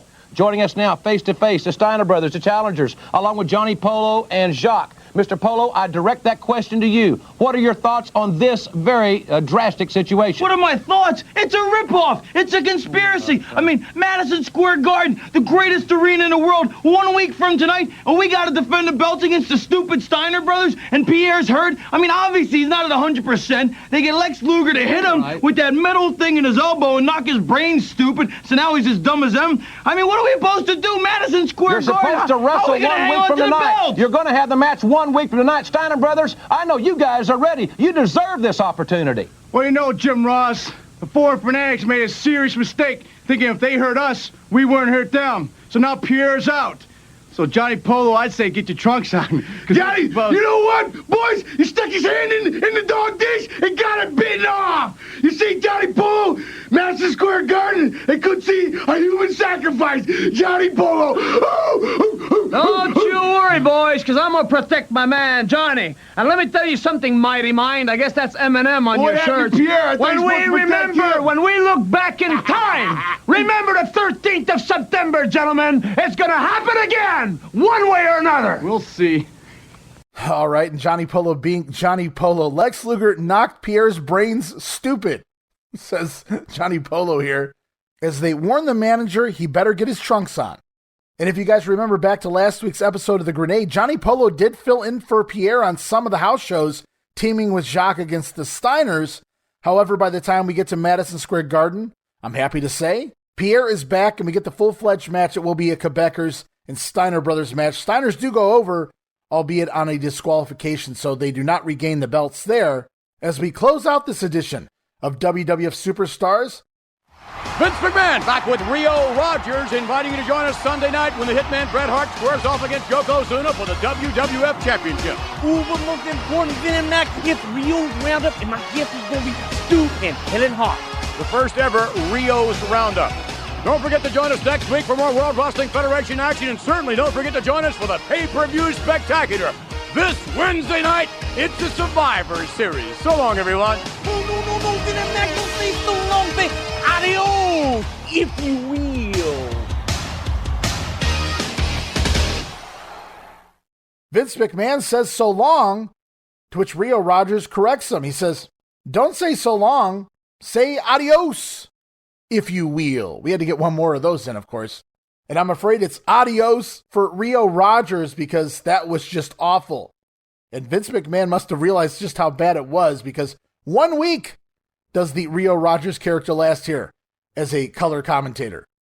And of course, we know Jerry Lawler gone, so that means the King's Court contest they started to promote, that's already gone as well. So I guess they'll just have to come up with a new way to get everyone's address for the upcoming holiday merchandise catalog. Oh, that's sneaky, Vince. We move on to WWF Mania for November 20th. Todd Pettengill hosting, and a special edition of Face to Face as Jim Ross talks to Bastion Booger. Booger has a bone to pick with Todd Pettengill. Listen to this. Well, thanks very much, Todd. Certainly enjoying the broadcast here this weekend. And as we said, we have a big surprise for you. I'm here on the set of Face to Face. And, of course, we're getting ready for Radio WWF this Saturday night in the United States. But we've got a special guest, a guy that wanted to talk to you. Let's go face to face now. There you see him. Bastion Booger is here with us. And, Mr. Booger, I understand that you have a problem. Mr. Booger, are you all right? I got a little chicken bone hung up there, Ross. It went down now. It's all right. Okay, well, take care of yourself there. I understand that you have a problem with my colleague, Todd Pettengill. What's the problem? Listen to me, Pettengill, you little yuppie. I'm sick of you going on Mania week after week and wanting to knock me, make fun of my size, say I'm grotesque, say I'm stink. How do you know, Pettengill? What do you know about me? You've been hiding behind some radio mic all your career, and all of a sudden you want to come out on weekends and start talking about me? You don't know nothing about me, you little yuppie. Why don't you get educated before you start talking about me? All right, Bastion, I think you made your point. You know, Todd's a great guy, I'm sure. I'll tell you what, if you got to know him, you'd really like the guy. I'll give you his phone number when we get off here, and maybe you could give him a call, and you guys could perhaps get together and go to lunch. He may even buy lunch for you. That mightn't be a bad deal. I'll tell you what, I don't pass up too many free lunches, Jim Ross, but I wouldn't be seen in a restaurant, a diner, a cafeteria, a truck stop, anywhere in the world with that little yuppie. I'll buy my own meal. I don't have time for you, Toddy, so you polish up your little BMW or whatever you want to do with it, and you sit there by yourself. And Jim Ross, you don't be trying to stick me and him together. All right, there you hear it, ladies and gentlemen, from Bastion Booger. And Todd, I'm sorry, I tried to solve a problem. I don't know what you said about Bastion Booger, but you've got a big problem, about 400 pounds worth on your hands. You see, there's so many inaccuracies in what Booger's saying about me. Number one, I don't drive a BMW. I don't have a Beamer. It's a Lexus, a Hunter Green. Number two, I don't make enough money to take Bastion Booger to lunch. Nobody makes enough money to take Bastion Booger to lunch. You know what? He's off my mind. Sticks and stones, Booger. I forgot what you said already. Who doesn't remember that epic feud between Bastion Booger and Todd Pettengill? Me. The answer is me. As we move on to Wrestling Challenge, November 21st, taped October 19th, Glens Falls, New York, home of Hacksaw Jim Duggan. It's Jim Ross and Bobby Heenan on commentary. Bobby knows who's replacing Pierre as part of the Foreign Fanatics, but he won't tell JR. And Jim Ross gets mad at the brain as we kick things off. As we get the opening intro and they begin announcing all of the stars getting ready to compete on today's program, Bobby Heenan has a little slip-up. Happens to the best of them, Bobby, as he says, Johnny Polo will be here today with Adam Bomb. Of course, we know Harvey Whippleman now with Adam Bomb, but I did catch that. Oops. Now, we were slated to have a King. Remember last week, Jerry Lawler on the King's Court interviewed the Foreign Fanatics? Well, this week, he was slated to interview the All-Americans, but of course, that segment yanked from this edition of Wrestling Challenge. And as I mentioned, the King's Court contest also gone from WWF TV. As we go to the ring, it's the Intercontinental Champion Razor Ramon taking on Barry Horowitz. And Barry gets a few shots in early, but Ramon with the fallaway slam and a simple back superplex picks up the win here this week. 2 minutes, 49 seconds. Didn't even bother to use the Razor's Edge. The back superplex puts away Barry Horowitz. As we move on to another edition of Special Report with Alfred Hayes as he talks about the pompous one, Lex Luger.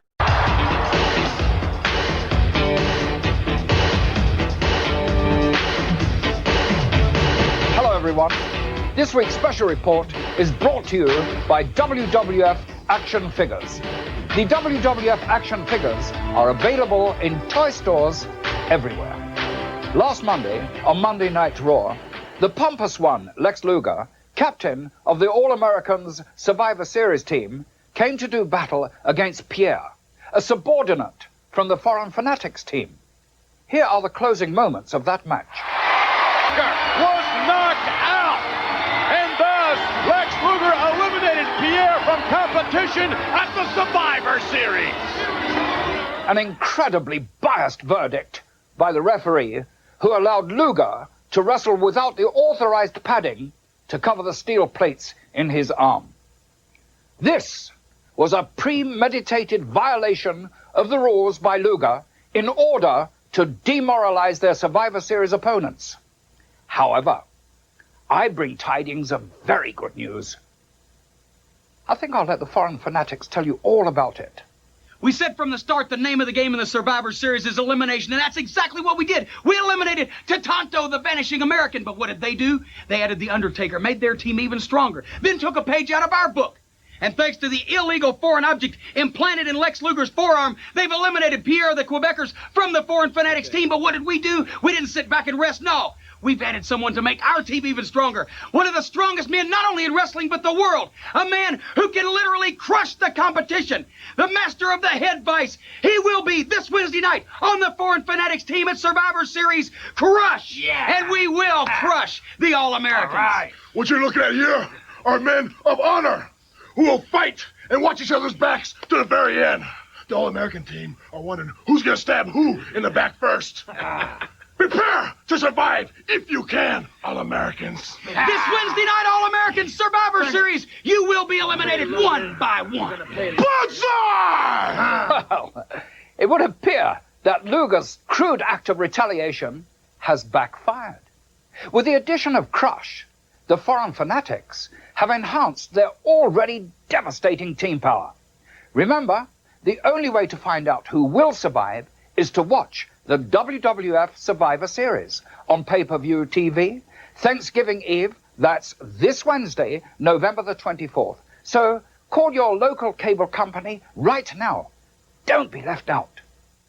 Some really great stuff there by Alfred Hayes. The pompous one, Lex Luger, took out Pierre. Incredibly biased verdict by the referee, who allowed Lex to compete without the protective forearm sleeve, says Alfred Hayes. He calls Luger using the forearm a premeditated violation of the rules. But he does have some very good news. But he'll let the Foreign Fanatics tell you all about it.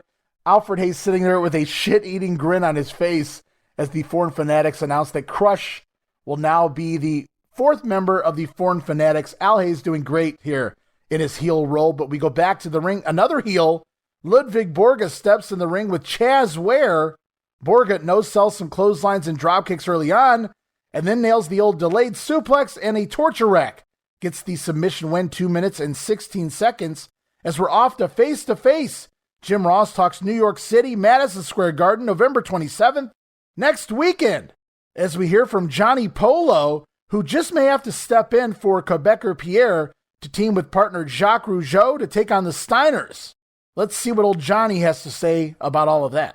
Now let's go face-to-face with my guest at this time. He is the manager of the Quebecers. We know that Pierre is out of the Survivor Series this Wednesday on pay-per-view, but he is expected to be in the ring this Saturday for the WWF Tag Team Championship, Mr. Polo. Now what kind of nonsense is this? How can you expect him to be there Saturday night? I mean, Lex Luger with his loaded metal elbow thing about knocks the brains right out of Pierre's head, and now you expect him to be at Madison Square Garden, the greatest venue on the face of the earth? This Saturday night you expect him to be there and expect us to defend our World Wrestling Federation tag team titles against the Steiner brothers? I mean, the toughest team known to mankind? What are you, insane? Well, this isn't the fair answer at to all. all those questions, but the last one is yes. They do expect you to be there. This match will go on. There will be a tag team championship matchup in the Garden this Saturday night. Hey, the Steiners are tough enough without you being at not 100%, pal. Yeah, Pierre can't even make it to Survivor Series. That's Wednesday night. How's he going to make it to the Garden on Saturday?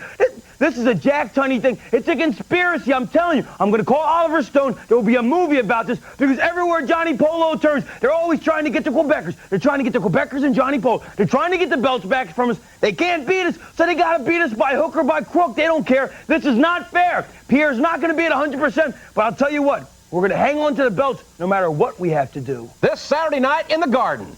All right, and we're back to the ring. Men on a mission taking on the masked executioners, and both executioners bounce off of Mabel early on. Mabel catches one of them coming off the top rope, then no-sells the other one trying to drop kick his partner onto Mabel. The executioner, who's not being held by Mabel, asks him to put his partner down.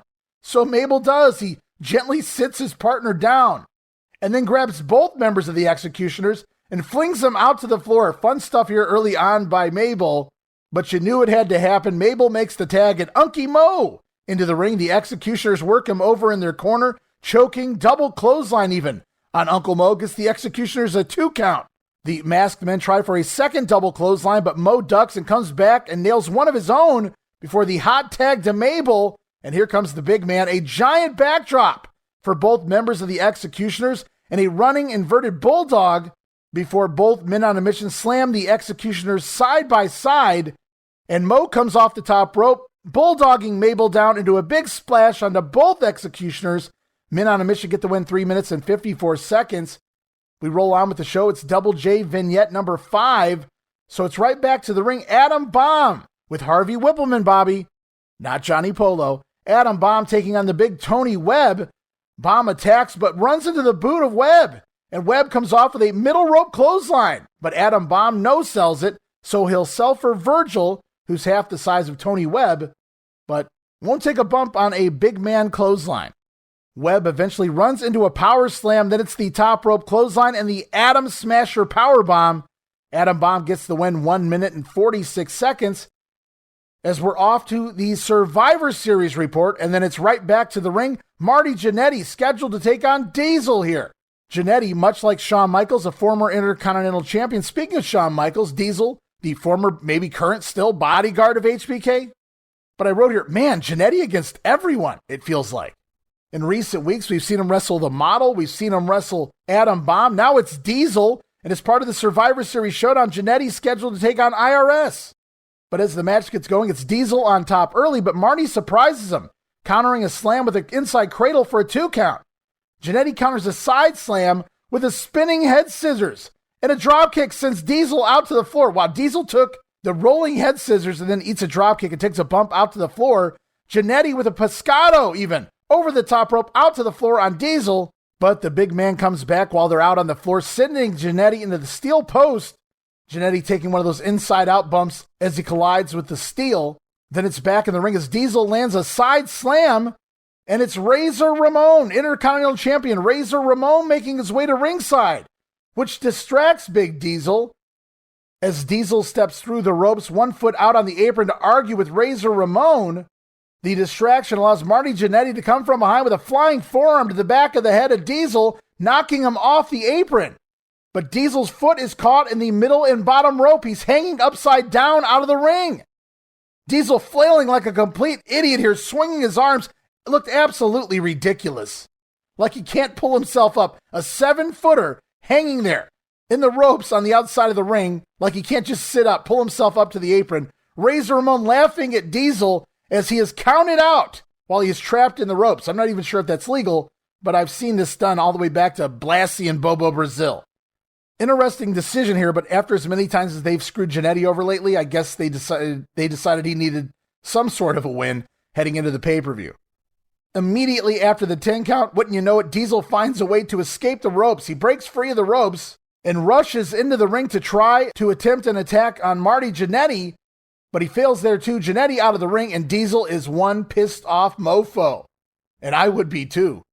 And so at this point, they've separated Shawn and Diesel short term because Shawn was gone from the company for just a brief period of time there, and they haven't realigned them yet. And during that time, Diesel's went from mysterious bodyguard monster to a lot lower down the card. We'll put it that way. Perception-wise anyway. That's the way I take it. And that use of Diesel will definitely continue at the Survivor Series pay-per-view. You guys will have to wait till next week as we do the watch-along to see what I'm talking about there. But Diesel's character, Diesel's push, will change forever at next year's Royal Rumble. And we go back to another edition of Face to Face. Jim Ross talks to both sides of the casket match upcoming here at Madison Square Garden. It's Jim Cornette talking with Yokozuna on the other side, Paul Bearer, and The Undertaker. And then the big one, a return match. Casket match. A huge casket will be sitting at ringside when The Undertaker, the man from the dark side, who has never lost a casket match, will meet the 600-pound WWF champion, Yokozuna. This is going to be a classic. Let's take it face-to-face, ladies and gentlemen. My guests, of course, as you see, Paul Bearer and The Undertaker, James E. Cornette, Mr. Fuji, and Yokozuna. Mr. Cornette, a lot of fans here in the Big Apple say, this is it. This is all for Yokozuna. Oh, that's what they say. Let me ask you a quick. They got a new mayor there in New York City, right? What's his name? Ernest and Julio Gallo? They got a new mayor, right? Rudolph Giuliani. Well, whatever it is, they may have a new mayor, but they don't have new sheriff. This is still the sheriff in town. And New York City, Madison Square Garden, Saturday night, November 27th, that casket match, Paul Bearer, you got to be an idiot. As a matter of fact, if they took your brain and threw it through the eye of a needle, it'd look like a kernel of corn rolling into a storm drain. If you think for 1 second that Yokozuna's going in that box, when he puts The Undertaker in that casket and closes the lid will be closed on The Undertaker's career and your livelihood right there in the garden on the 27th. Oh, yes, the world-famous marquee outside Madison Square Gardens may read 4 main events, but what it should say is 3 main events and 1 gigantic funeral, because Yokozuna, you're going in a casket and there's going to be a funeral. Yokozuna, you must feel very fortunate to be in the position to look into the eyes of the Reaper once more. You've survived once, but now you go into an element of the unknown, the element of the dark side.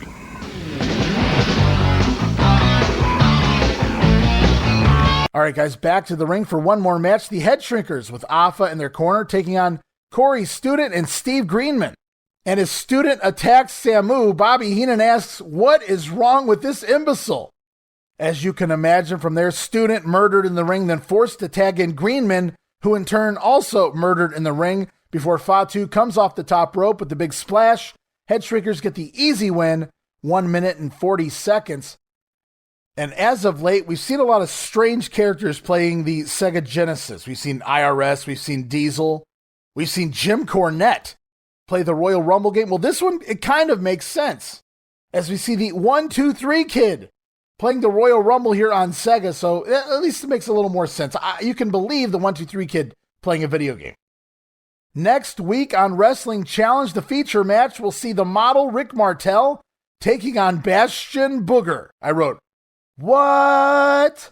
I can't wait till we get there, guys, but it's going to be a couple weeks here on the Grenade. Remember, episode 54 next week, the Survivor Series watch-along, and then we're going to finish off 1993 in the WWF here with episode 55, which will feature the final 5 weeks of WWF TV here in 1993, including the model taking on Bastion Booger.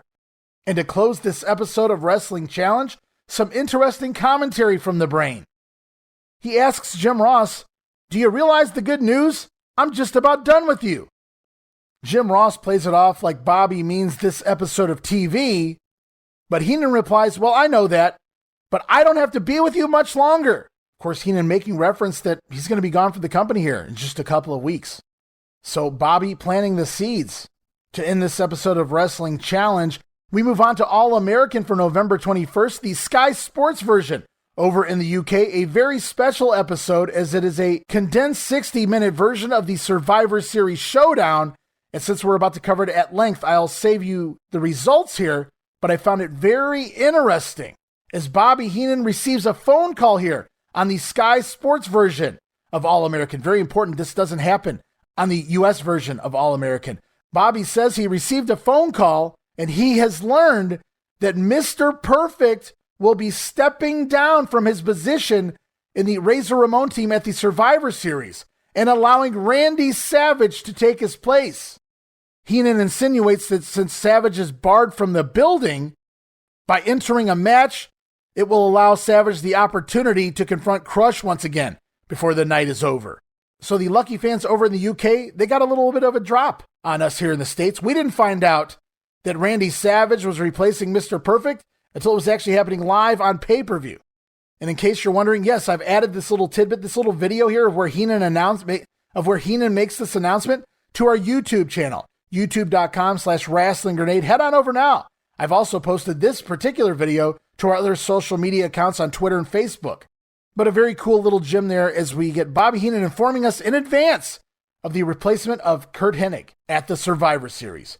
And speaking of the Survivor Series, we have one more show to go before we get to the big pay-per-view, and that is the Sunday night special, the Survivor Series Showdown, November 21st, taped over the course of 2 tapings on November 8th and November 10th in Bushkill, Pennsylvania and Delhi, New York.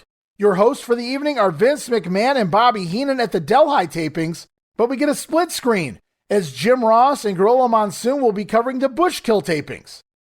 And as the show gets going, we see both announced teams side by side on the screen, with Gorilla and Bobby Heenan briefly trading some insults. Also keep an eye on the Gorilla and Bobby Heenan stuff moving forward, guys. I'm going to be bringing it up quite often, you'll notice, from this point until we see the end of Bobby Heenan. Bobby also doing a gimmick throughout the entire course of this episode that he's not really feeling well. He feels like that maybe the Hitman is going to upset Yokozuna here tonight. As we go back to Superstars, we see highlights of the Bret Hart versus IRS match and the Yokozuna confrontation following that match. And then it's off to the ring for our first match of the night here on the Showdown. It's Doink the Clown, the new Doink the Clown, Ray Apollo, taking on Bastion Booger, and Booger out with a box of pizza. And then it's Doink out next, visibly not Matt Bourne anymore, much smaller, the gear not as snug to the body, the wig even loose on his head, no chest hair, even the paint seems to be slightly off for this new Doink, but he'll eventually get it right, at least the look. I don't know about the character. As we get some quote-unquote comedy shenanigans early on, Booger tries to ride Doink's scooter, but he slips and falls off. From there, Doink squirts Booger with some water, and then when Bastion grabs the Doinkster by the arm, he yanks an extended 6-foot arm out of the sleeve of Doink. He ripped it right out of the socket. This match, all comedy, all pranks by Doink the Clown, no wrestling whatsoever at this point. We finally get our first bit of offense as Doink whips Booger chest first into the corner. But it's all a setup so Doink can kick Booger in the butt. Booger then charges at Doink but misses a charge into the corner and then gets tripped. Schoolboy falls backward over Doink the Clown. Booger rolls out of the ring. He's had enough of this garbage and so have I. He yanks Doink out with him and a Karachi Crunch avalanche splash against the steel post on the outside. And Booger takes control, does a little dance in the process as he keeps Doink on the outside of the ring, won't let him back inside the ring. And once he does, it's slow, methodical, plodding offense from Bastion. Booger does drop a big leg in the meantime, but Doink fires back. Booger tries a clothesline, but Doink ducks. And instead of capitalizing, Doink laughs at the fact that he ducked. And when he turns around, he eats the clothesline. I wish Bastion Booger would eat Ray Apollo. I wrote, "This Doink is an idiot." Booger makes the cover after the clothesline, and Doink taps him on his shoulder. Somehow, Booger thinks he's won the match. He never heard the referee make the count, but Doink taps Booger on his shoulder, and he thinks it's the referee. Booger thinks he's won the match, and as Booger is celebrating, Doink with a schoolboy to steal the win. 7 minutes and 35 seconds. I wrote awful. Just awful.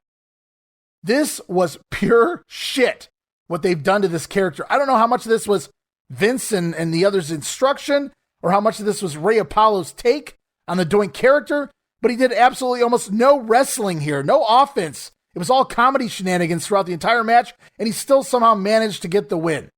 I'm absolutely disgusted at what they've done to Doink in record time here, and it gets even worse directly after the Survivor Series. Post-match sees Doink on the outside. He brought a bottle of Tabasco sauce with him. I guess he just knew that Booger would have a box of pizza in the corner Doink sprinkles the Tabasco sauce all over Booger's food and then slinks around ringside to hide and watch the comedy unfold. As Booger begins to eat his pizza, his mouth catches fire. Booger can't take it. Doink laughs at Booger's expense and runs away. Oh, the comedy. And fuck this gimmick. Now, I don't expect Ray Apollo to be Matt Bourne. I don't know that he could ever be as good of a wrestler as Matt Bourne. I certainly don't think he can sell the Doink character as well as Matt Bourne, the facials and everything that comes with that. But after watching this match right here, I wrote, the Doink character is done.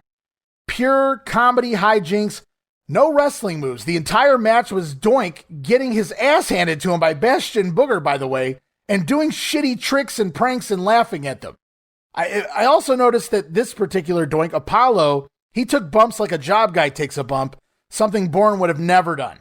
And Ray Apollo, the new Doink, he has done nothing to this point in his career except for play Sergeant Kruger at Starrcade 1990 and be Bam Bam Bigelow's friend, because that's how he really got this job. And it was easy to notice from the get-go that maybe even Vince was worried that the fans would notice that this is a completely different Doink, because they made sure from the time he came through the curtains that the camera never focused on Doink's face one time throughout the entire match to hide the change in the face. And that's the end of the great facials for the character as well. And if all of this wasn't enough, fucking Dink will be here in a couple weeks. I wrote, fuck all of this. I am so glad this is happening at the end of 93 and not the beginning, because I honestly don't know if I can make it through these segments. We go back in time to see Ludvig Borga and Yokozuna taking out Tatanka from the Survivor Series pay-per-view, and then it's cast your votes for Superstar of the Year.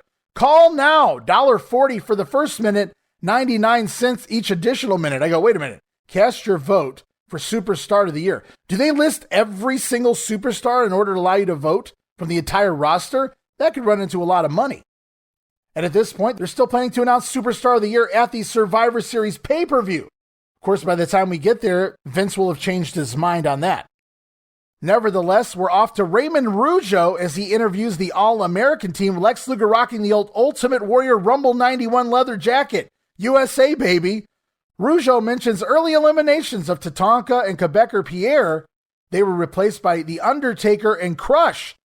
Luger cuts what I deemed here a really lazy promo. No emotion. Barely pronounces the word Survivor Series properly.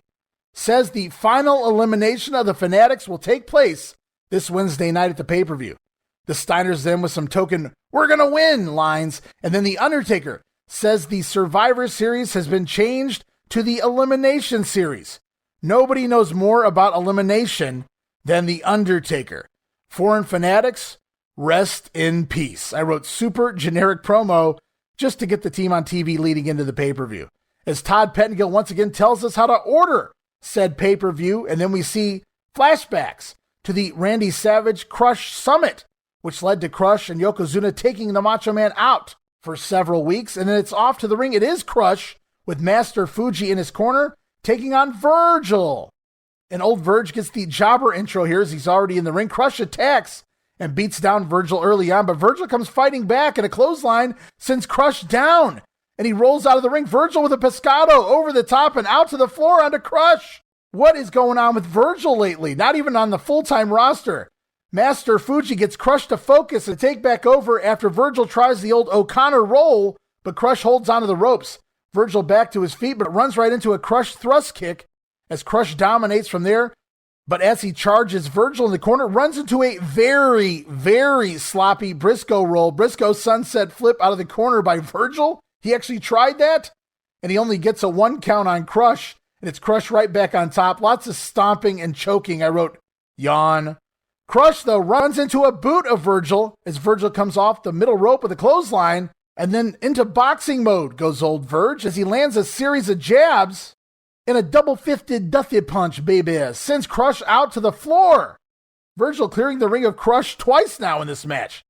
Virg does try a double axe handle off the apron, but Crush catches him and drives Virgil back into the ring apron.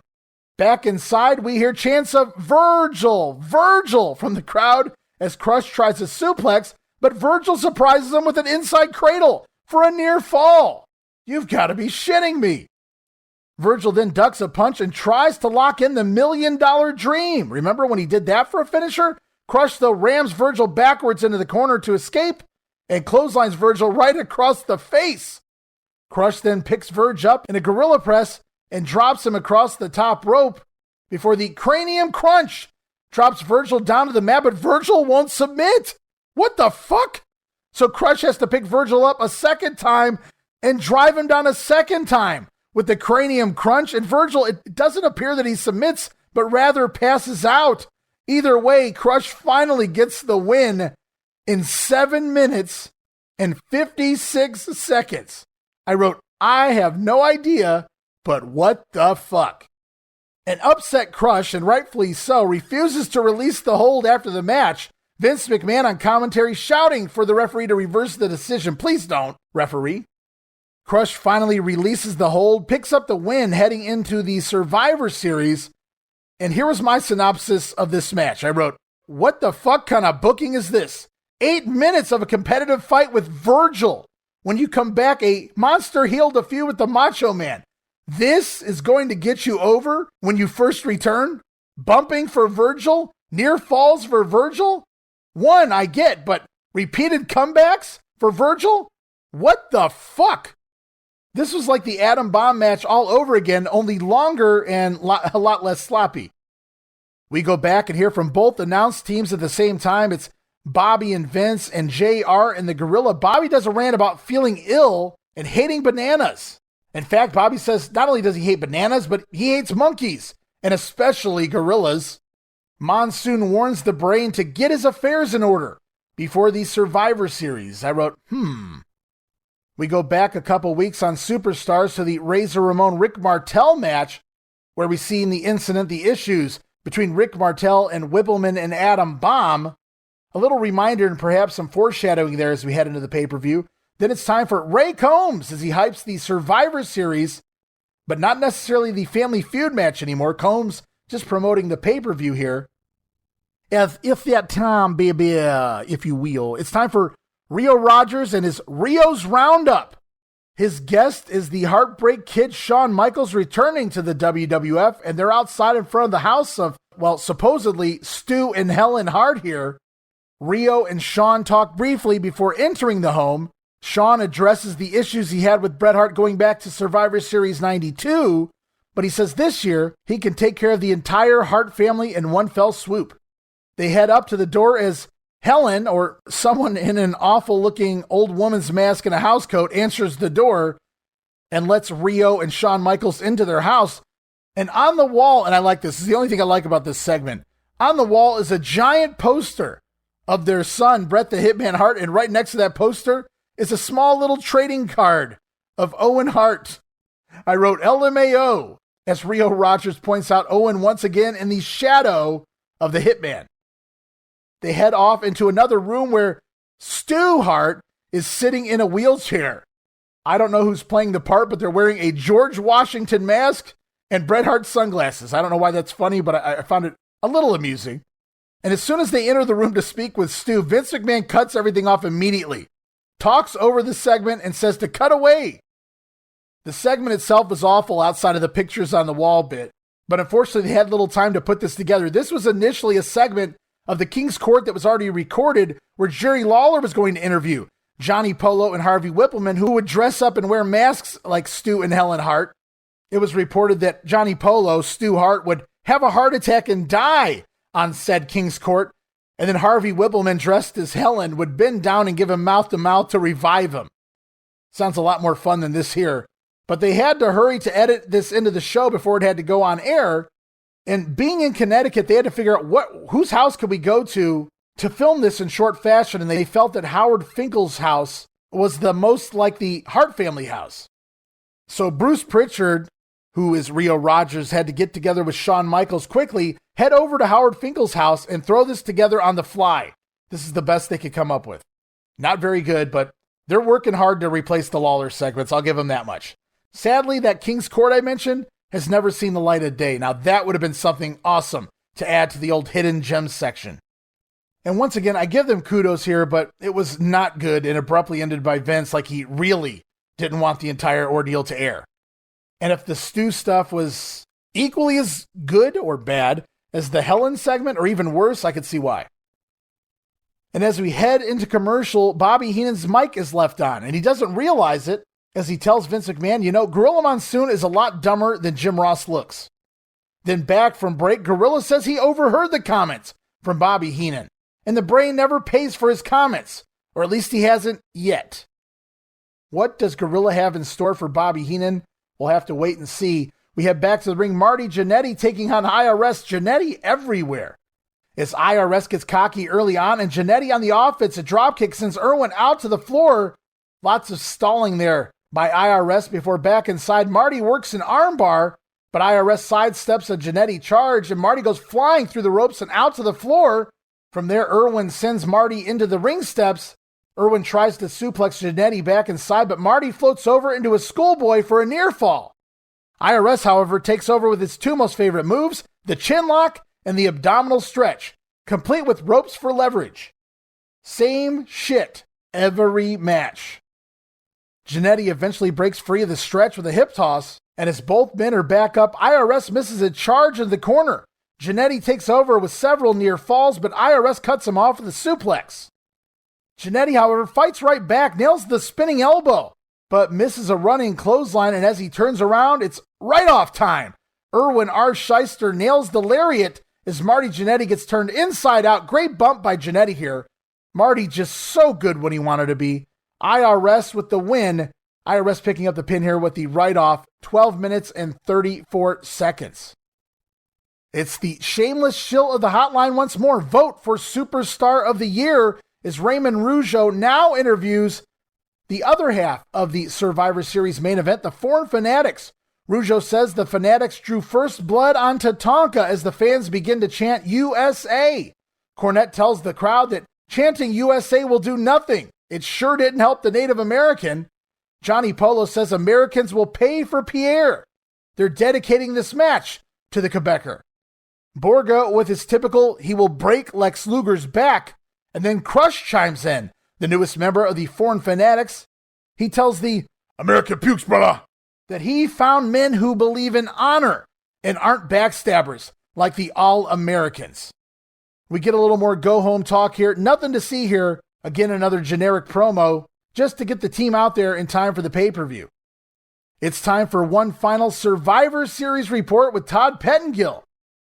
As we prepare for the main event of the program, WWF Champion Yokozuna will be defending his title against Bret the Hitman Hart. But before we get there, I wanted to note this. There was another match scheduled, already in the books, scheduled to air here on this episode of the Showdown, but it was yanked after Jerry Lawler was removed from the company. In that match, we saw Jerry the King Lawler defeat brother Rocket Owen Hart on a disqualification when Bret Hart interfered as Lawler had Owen tied in the ropes and was slapping him and spitting on him. After the bout, Owen argued with brother Bret for costing him the match. The match was to have aired as part of this Survivor Series Showdown, but was cut due to Lawler's criminal charges. Keep that in mind, that this segment played into the upcoming Yokozuna and Bret Hart match, but we don't see this segment, therefore some of the things in this upcoming title match don't make nearly as much sense as they would had all the pieces of the puzzle played out. So remember, at this point in the show, it was to have been Jerry Lawler beating Owen Hart on a disqualification after Lawler had Owen in a compromising position and Bret Hart attacked the King.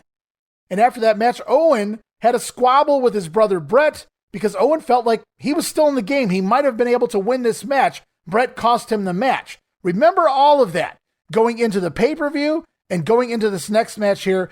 Here we are, WWF Champion Yokozuna taking on the Hitman Bret Hart. Finally, the WWF title rematch from WrestleMania 9, and Bret Hart attacks the champion right away, but Yokozuna catches a cross-body block from the Hitman and a big slam down on Hart.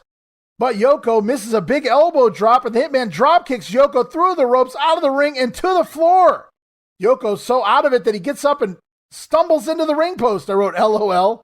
Not the best sell job of all. A little overselling there by Yoko, who takes the tumble out to the floor, gets up and stumbles head first into the ring post. At least he's trying. I didn't mind it. and the USA chants begin, but the fans don't seem to realize that Bret Hart is Canadian. Dummies. Bobby Heenan on commentary tries to build up the former Family Feud match by stating that now that Shawn Michaels is in the match, he's upgraded all of the Knights. I would hate to have seen what they looked like before, Bobby. Yoko slowed to re-enter the ring. He has 1 foot on the apron, 1 foot in the ring, so Bret Hart helps him in by running over and raising the middle rope, crotching Yokozuna. Pretty sure that's illegal, Bret. But the Hitman hammers away on Yoko once again and locks in a sleeper hold. But Yoko flips the Hitman off and nails a big clothesline. Yoko then with a beatdown on Bret Hart and sends him back to the floor, where Fuji lightly nails the Hitman with a flagpole, but Bret sells it anyway. As we head into a commercial break, back from break, Bret Hart on Yokozuna, but the champion now with his own low blow, while Earl Hebner busy with Mr. Fuji for some weird unexplained reason. Hebner over there talking to Mr. Fuji, allowing Yokozuna to take over with the low blow, but Yoko is visibly gassed. And so he turns to the old trapezius nerve hold. Bret does wind up eventually breaking free and runs off the ropes, but bounces off Yokozuna on a charge, and the champion flings the Hitman back out of the ring and outside to the floor. The two men continue their fight on the outside, and the Hitman rams Yokozuna headfirst into the steel steps. As Mr. Fuji once again distracts referee Earl Hebner, Yoko bashes the Hitman with a steel chair repeatedly. And then the champion rolls back inside, trying to settle for a count out here as Bret Hart laid out on the floor after the chair shots, and we head into a second commercial break. And it's back from this break, and it appears there was no count out as the match continues. The Hitman has made it back inside the ring, but the champion continues to maul the challenger. Hart once again showing Hart by fighting back, but he misses a drop kick. And Yoko capitalizes with the big leg drop, but he doesn't make the cover.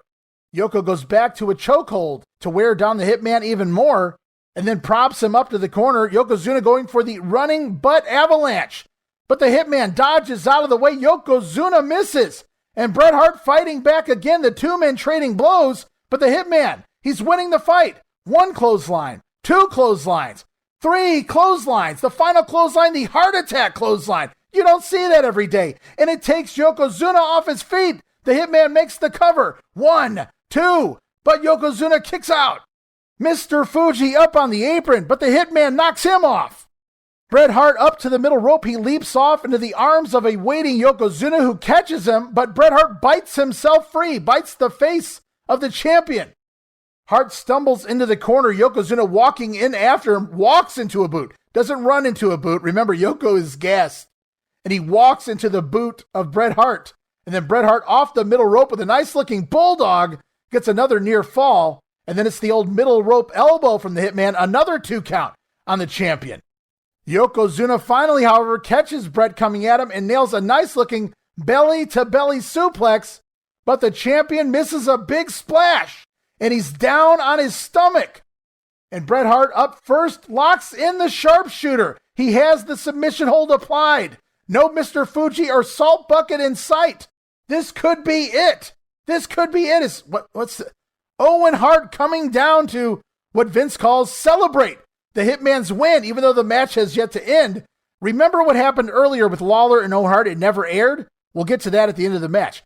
Here comes Owen Hart down for what Vince calls a celebration. Owen wearing his ring jacket, oddly enough, and slapping hands on his way to the ring. Another quick camera cut all of a sudden shows Earl Hebner on the outside fighting with Owen Hart. And we even see a very brief glance of Owen kicking away at Jerry Lawler. Again, we'll get to that after the match. This distraction with Earl Hebner allows Mr. Fuji to nail Bret Hart with the salt bucket, forcing him to break the sharpshooter. But Owen Hart sees what's going on and he rushes in right away to attack the champion Yokozuna. Then Owen grabs the salt bucket from Mr. Fuji and blasts it across the head of Yokozuna, causing the disqualification. Bret Hart now disqualified, Yokozuna retaining the title. Nearly 16 minutes of the match shown as Owen checks on the down Bret Hart after the match. Now let's talk about what really happened here, what you didn't see, as they had to go back and edit this match the best they could to keep Jerry Lawler, who was at ringside, by the way, for this Bret Hart-Yokozuna match, out of the picture. Now remember, the Lawler-Owen match has been completely deleted from the show. We don't see any of that at all. We don't see Bret Hart quote-unquote costing Owen a win over Jerry Lawler, what we do see here is Owen coming to the ring in a ring jacket slapping the fans' hands. You might say, that was really odd.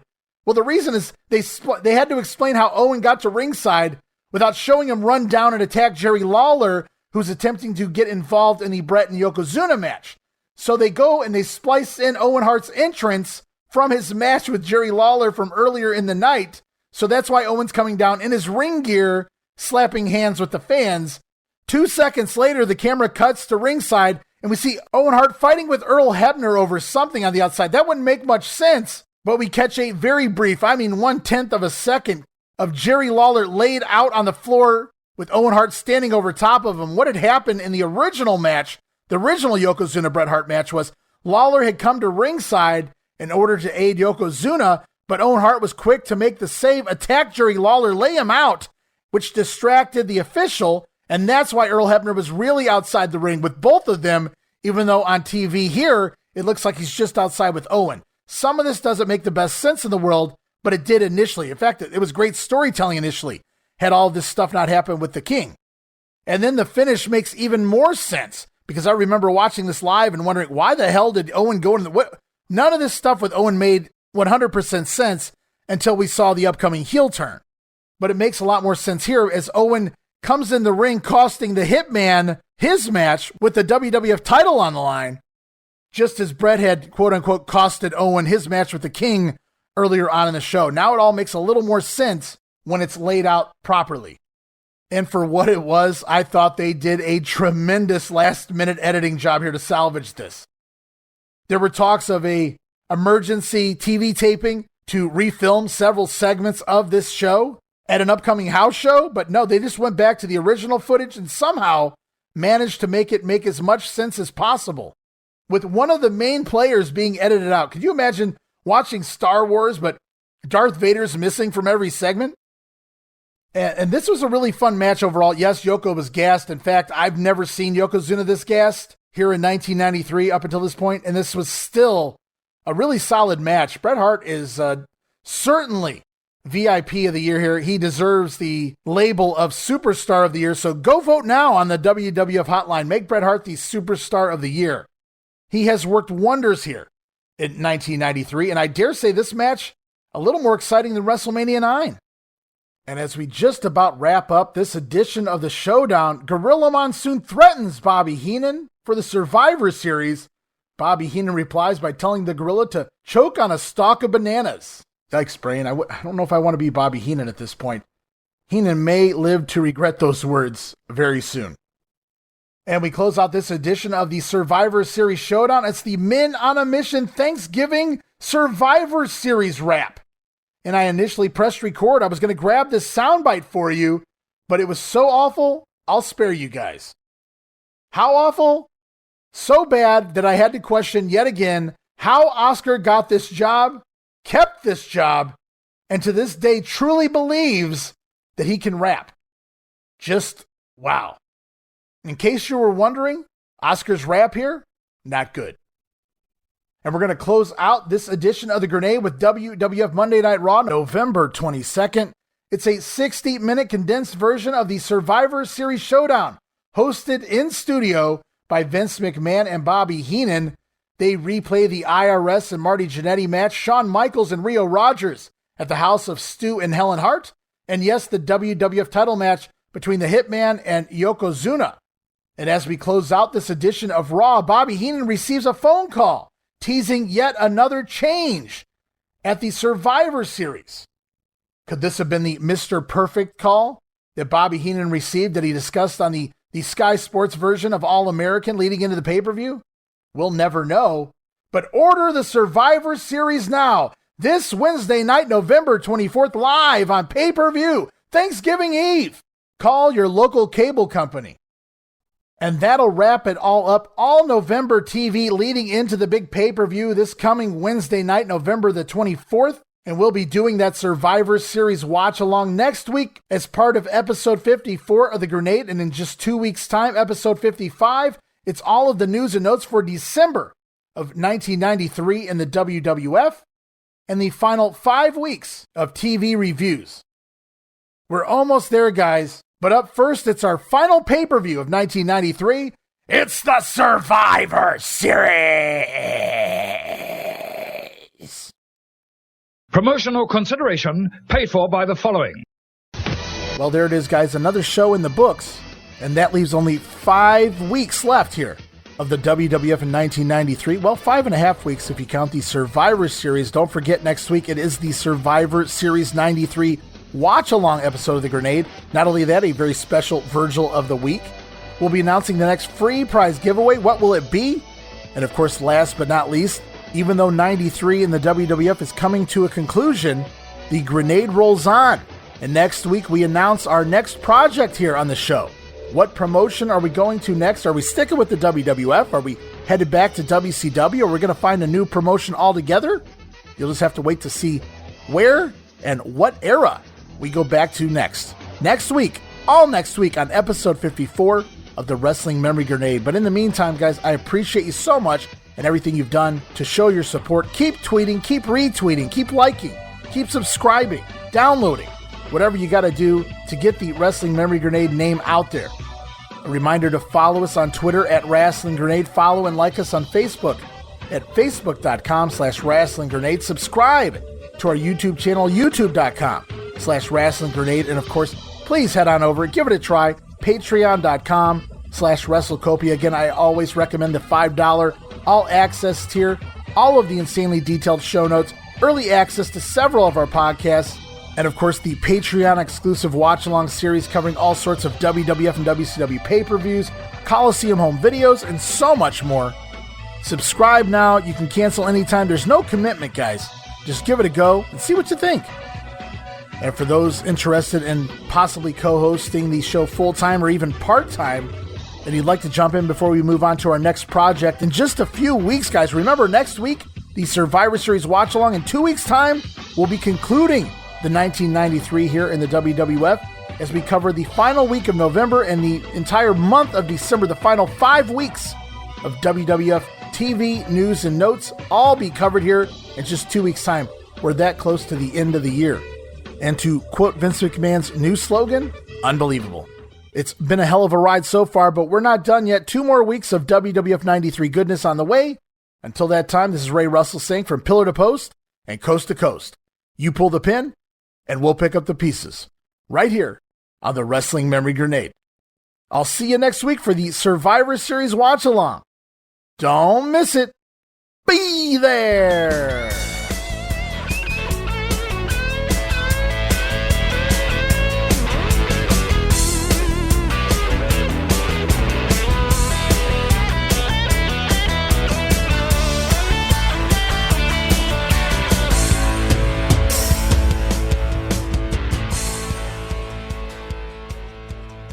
That's JEFF, JARRETT, J. Jeff Jarrett.